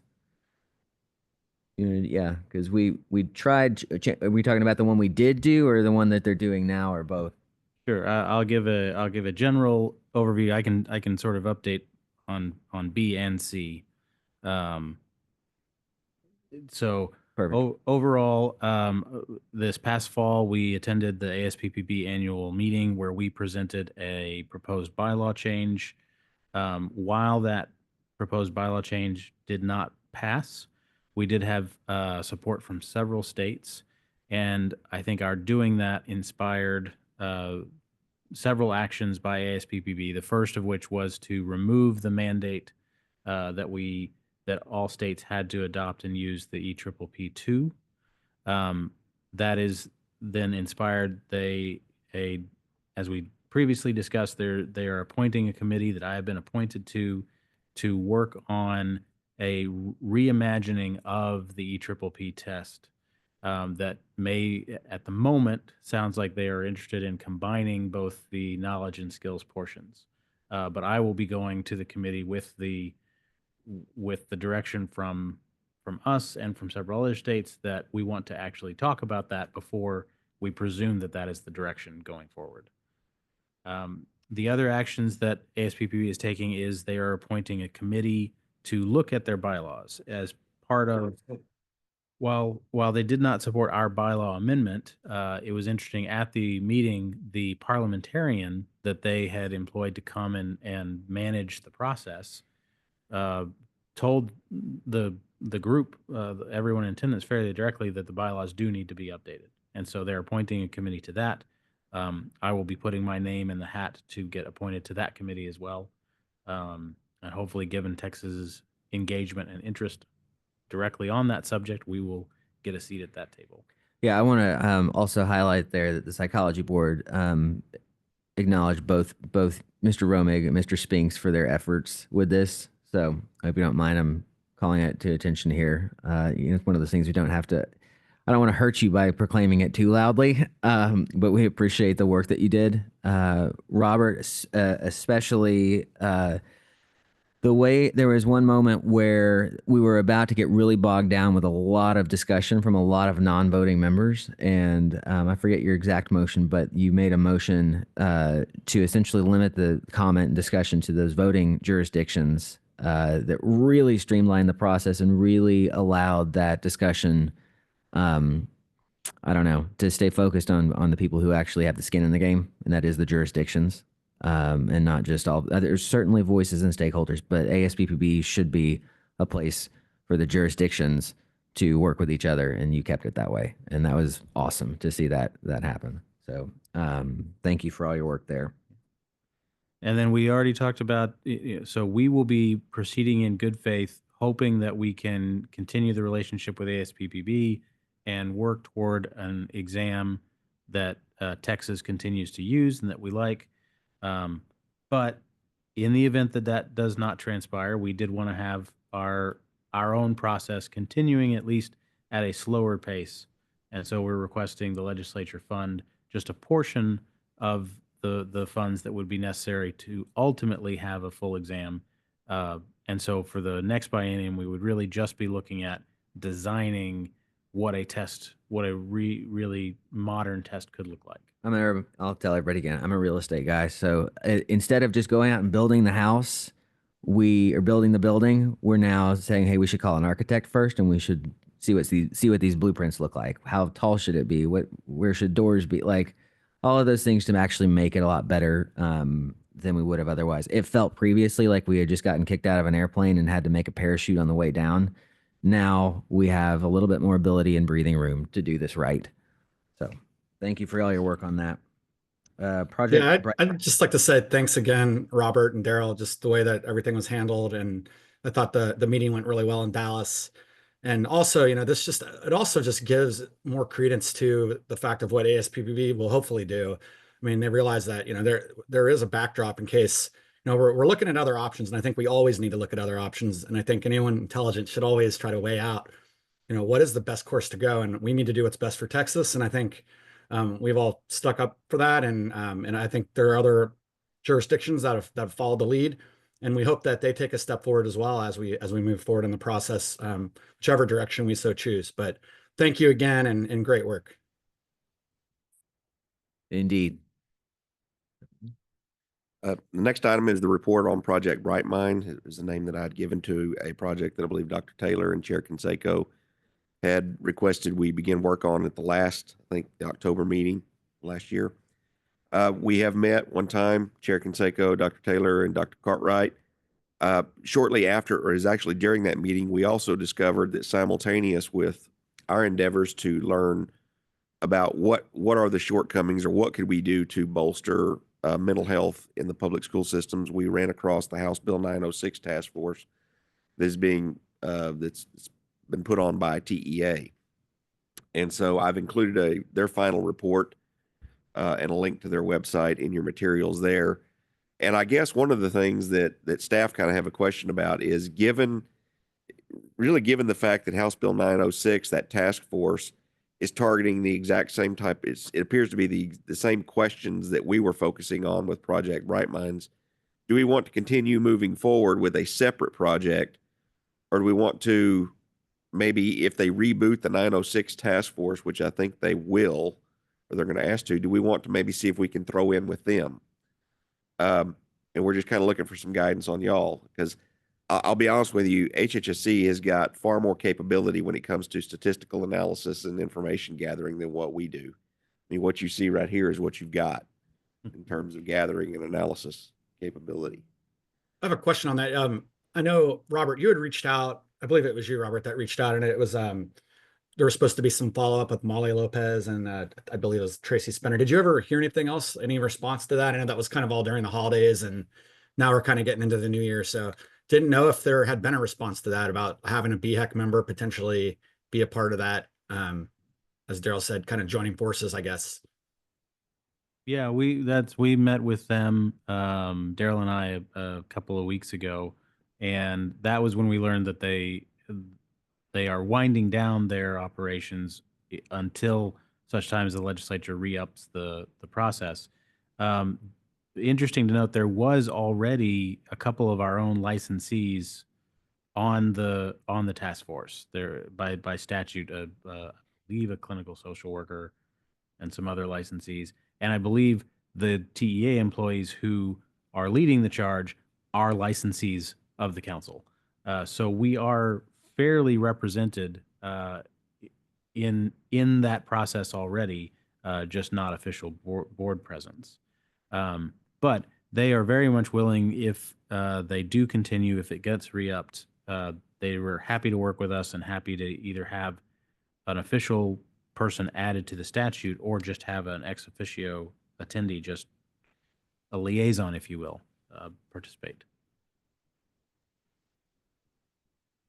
Great. Sorry, what are we on now? Well, we're on 5D. Just need some direction. Do you want to continue on with Project Brightmind as a separate endeavor, or do we want to wait and see if the 906 task force is re-upped, and if so, do we throw in with them?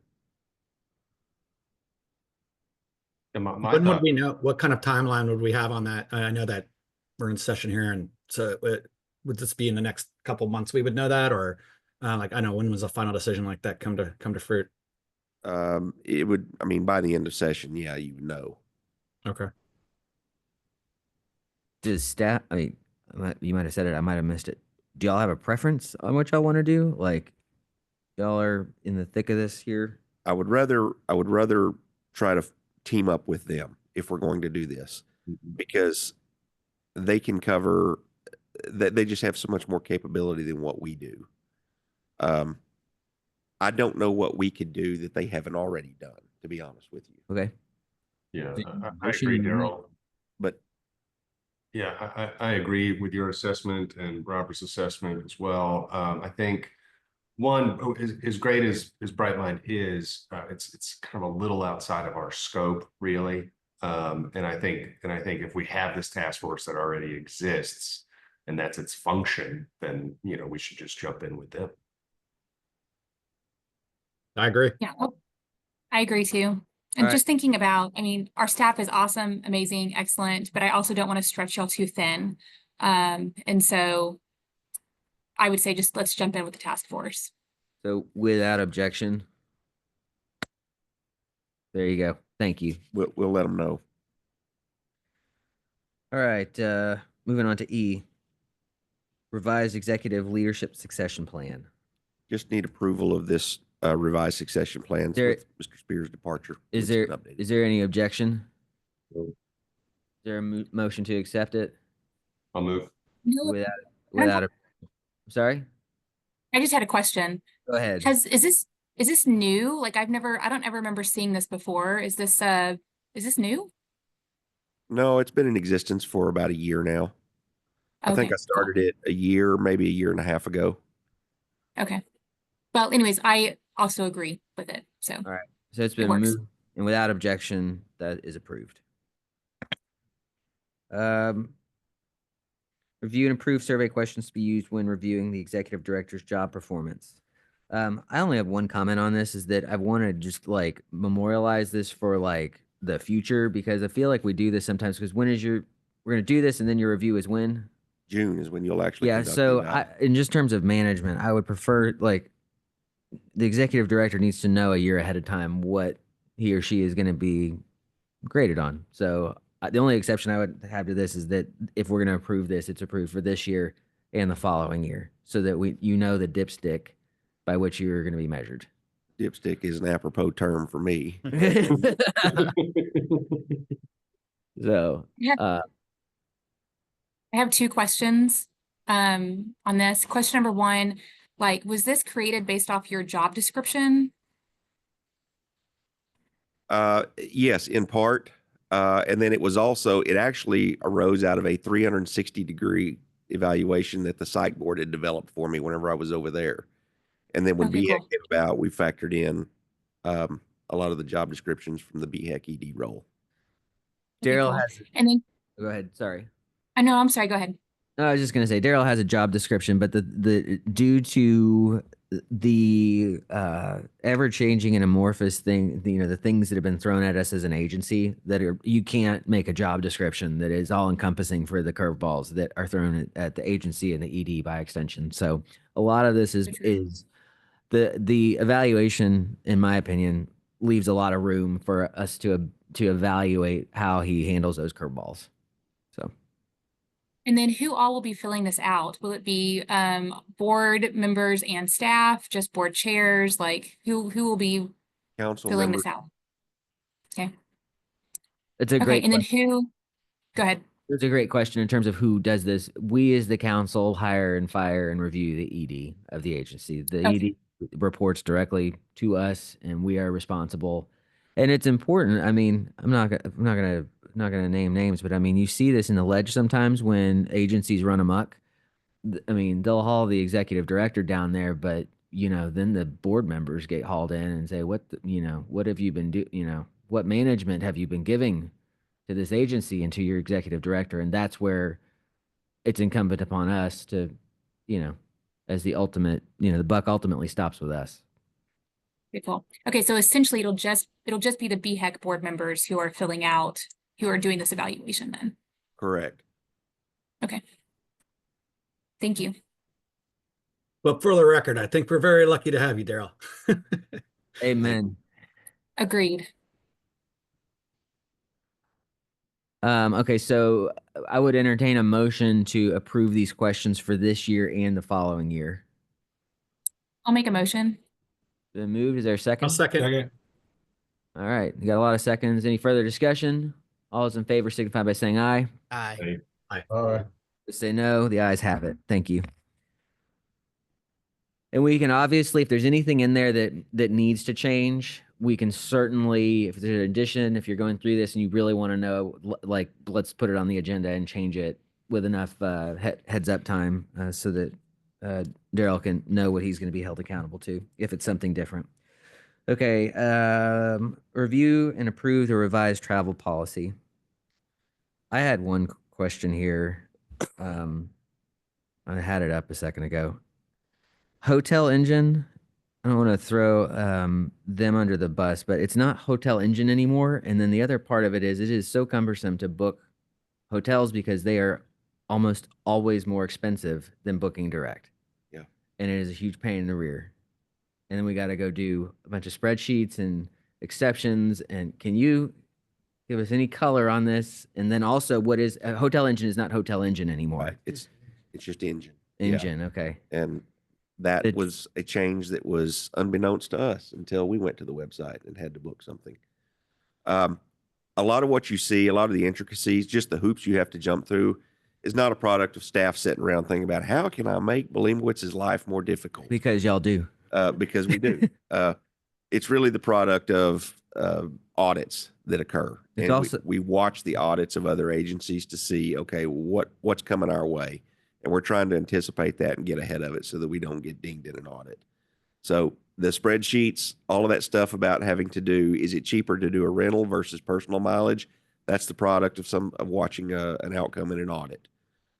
You having to do the cost comparison between paying the government rate versus what you have to do on Hotel Engine and keeping that paperwork, that's the result of watching an audit. So this is not just random stuff we're putting on y'all to make it harder, I promise. I do have a question about the rental car thing though. I mean, like for me, I live outside of Dallas. To really rent a rental car, does that mean I have to drive to Dallas to rent a rental car to drive to Austin, or like? Yes. Okay. Yeah. What you may have to do is factor in an additional day. I mean, candidly, I've had to do that before. I've had to factor in an additional day because I don't live near an enterprise rental car either. And so you have to factor that in when you're figuring out that cost versus the mileage, which way is cheaper. Does the state not care about our time? I mean, I'm being kind of serious. I mean, like that doesn't seem to make a whole lot of sense. I agree. The I've dealt with the rental car side of things, and part of the problem is liability for accidents.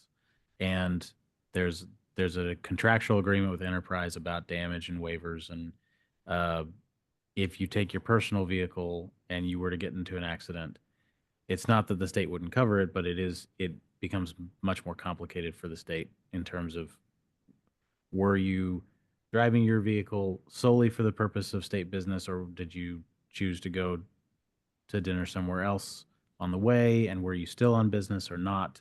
And are you then liable for any damage to the other person or not? Is the state liable then? The state liable, exactly. Doesn't make it feel any better, but that's the thing for rental car. Hey, I have a quick funny Dr. Taylor story about travel. No. A few years ago, actually many years ago, I was just ranting about the whole travel process and reimbursement process to Dr. Taylor.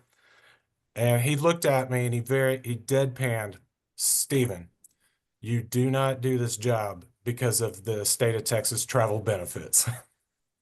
He was right. I always remember that.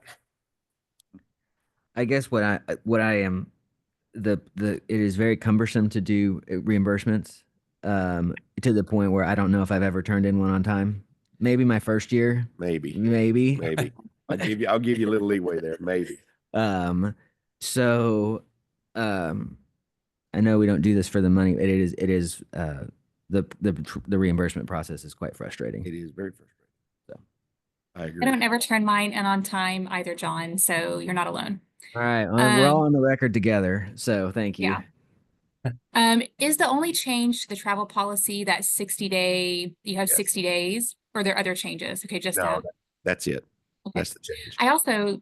I didn't realize that if we can book directly, like I've always just booked through Hotel Engine, even though it's more expensive, but I had never noticed at the end of the travel policy that if it is cheaper for us to book directly and we have evidence of it, that we are allowed to book directly. Is that correct? Correct. Okay. Thank you. So Daryl, Linda just emailed me this morning and said that that's going away, that we can no longer book directly after this meeting. I'll have to check with But Linda. she also said you have the authority to tell us that You can book direct. If it's cheaper, you can book directly. Okay. On the record. Yeah, on the record. There it is. I said it. I'm going to prison, not y'all. So rest easy.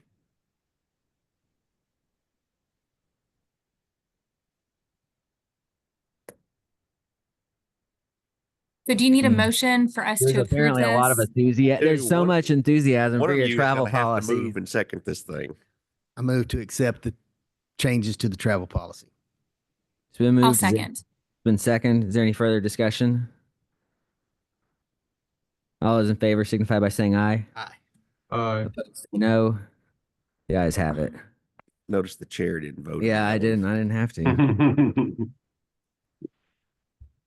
You can see there's so much enthusiasm for it. Moving on. Review and approve proposed website redesign, including the new design elements and user experience enhancements. Discussion here. Do you need? I'm not a web design guy. So just since we do have a good amount of attendees, Mr. Chair, if you don't mind, indulge me, I'll share my screen really quick. Go for it. So we've been working for a while, and really many thanks to McGregor's been working so hard. And with Dan, a web developer who actually helped set us up in the first place. And they have done a great job. So what you see on your screen is the proposed. We haven't changed anything yet. This is just a staged website. But our idea is to just give it a refresh and try to make it a little bit more user-friendly in terms of understanding where menus are.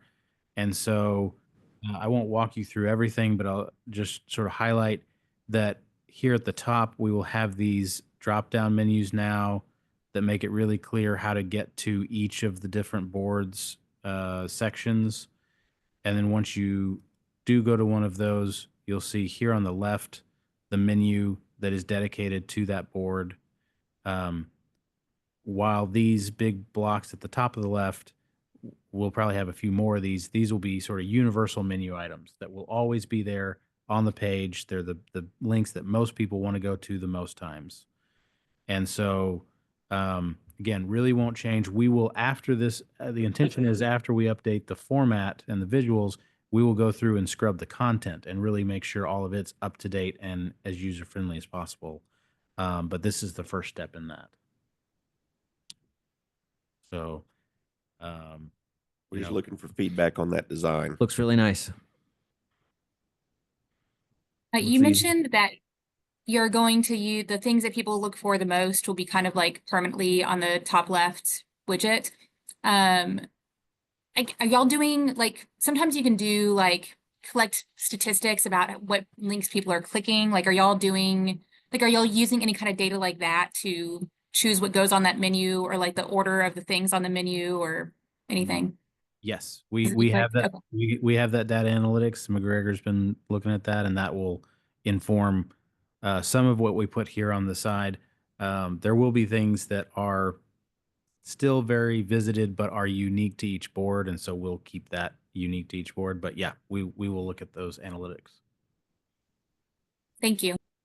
Yeah, and I really do like the idea of having the kind of the big buttons for the big, the low-hanging fruit items that are going to be all, there all the time. People are going to be clicking those the most. So I think that's sometimes the hardest thing is just to navigate through. People can't find where to verify a license and just making it super simple and easy, I think will expedite and make it just more simplistic for everyone. So I like that. And I like the aesthetics of it. The old one looked cold. That looks a little warmer. It does. Yeah, I agree. Yeah. Thank you, Chair Brumley. Did you develop that, I Daryl? did.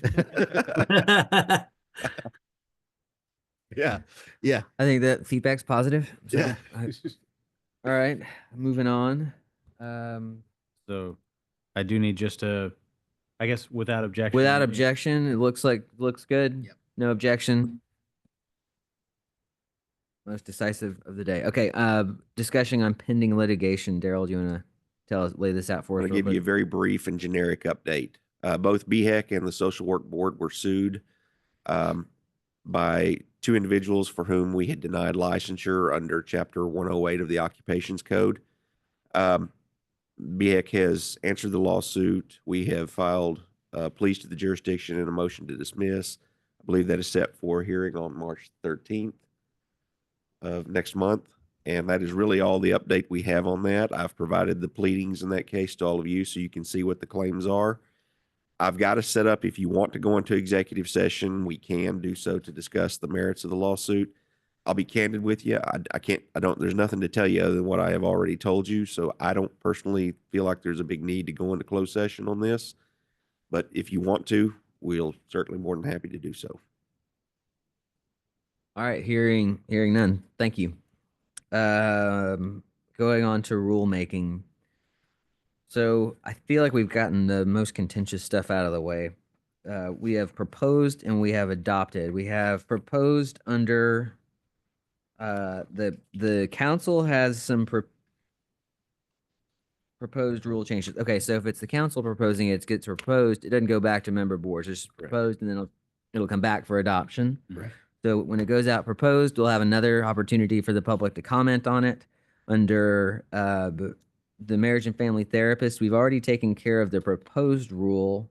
We'll have adoptions there, and the stuff that would have been for adoption there will have come from the member board, already been heard here as proposed. It's been adopted back at the underboard, and now it's finally adopted again. So it's already been looked at 3 times, so we can look at it again if we need to. Just laying all this out here. Psychology has one other proposed rule. We have, again, looked at 3 times. We have some for adoption under psychology. We have one rule that we've not taken already on the professional counselors. The other one we already did regarding continuing education.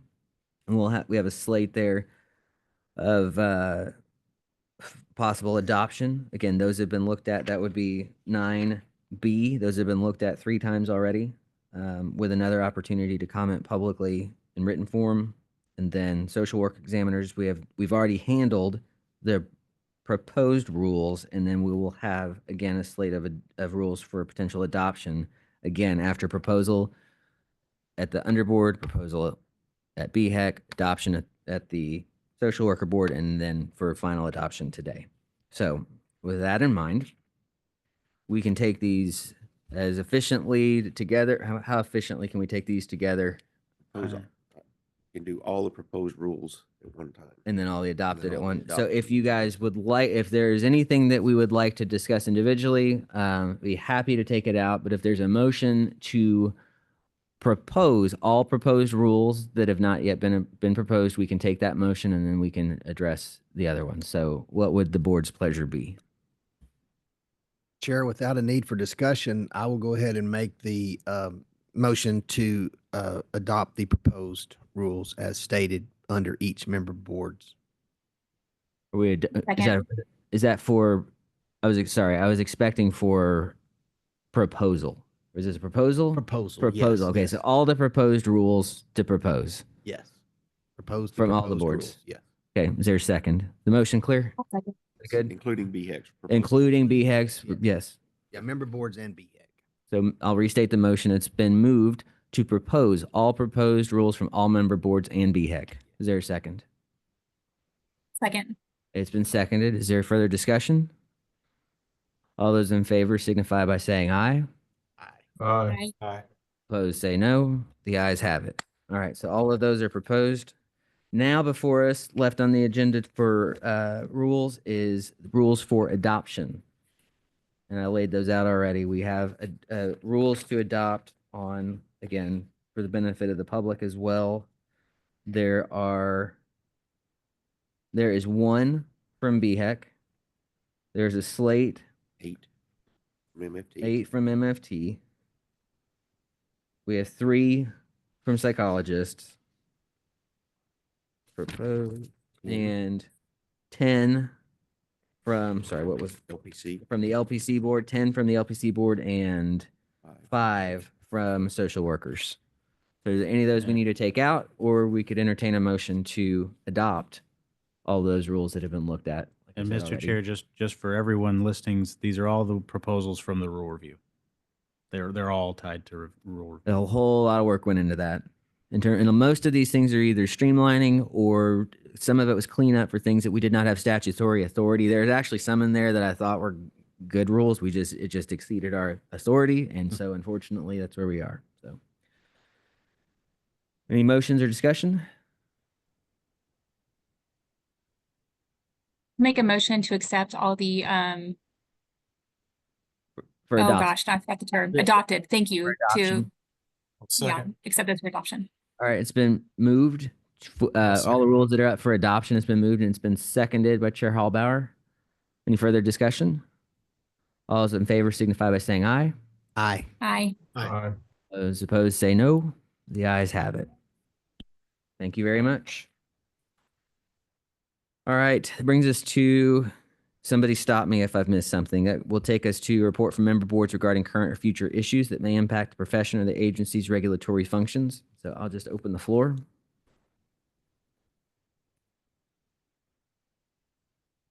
I'll just say from psychology, I was at Senate Finance with Daryl. We mentioned that already. I was there to essentially explain why we're asking for money to explore our own test. I did not get any questions on it. I think I spoke for 55 seconds, and so that was one of my most fun times testifying in the legislature. So anyway, you're doing something right when you don't have questions and you only talk for 55 seconds. Be good, be brief, be gone. Yeah, I did remind them. My first boss taught me be good, be brief, be gone, and I did so. So anyway, that's it from psychology.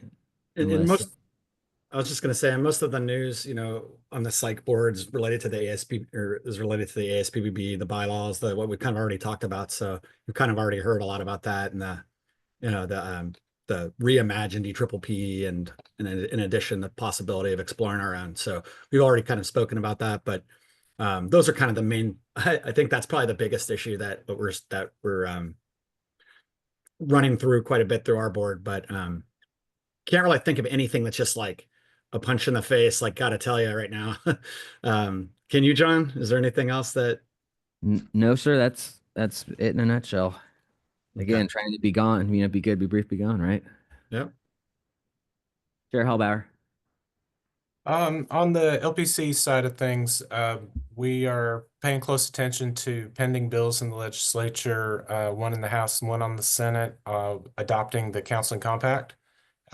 Our board has passed a resolution stating why we believe that membership in the compact benefits Texans. That's the extent of our commitment on this, but we're paying close attention to how it's proceeding, and optimistic that we will get a counseling compact bill out of the session. Dr. Taylor, anything to add? No, sir. I will be brief and then be gone. Thank you. Thanks, everyone. The social work board, we don't yet have a sponsor as of last week. Last time I looked, we still don't have a sponsor for the compact. I know NASW is working towards that, so we'll see what happens there. Nothing else really going on earth shattering. Not a whole lot is going on with MFT either. We did recently do a survey of our licensees regarding their experience with CEs. Just trying to look at CEs and figure out if there are other categories of CEs that our licensees find helpful, or, you know, just other, and we just decided to poll them and kind of get their feel. So that closes on March 15th. And then that way we'll hopefully have the results in time for our April board meeting. So that's all we have going on right now. Thank you very much. Any other comments? Hearing none. Do we have any recommendations for agenda items for the next council meeting that need to be made now? Hearing none. My desk is clear. Entertain a motion to adjourn. I'll move to adjourn. I'll second. It's seconded. Without objection, we're adjourned. Thank you very much. The time being 1:37 on the 18th of February. Thank you, everybody, board members and everybody in the public. Have a great day. Thank you. Thanks, everybody.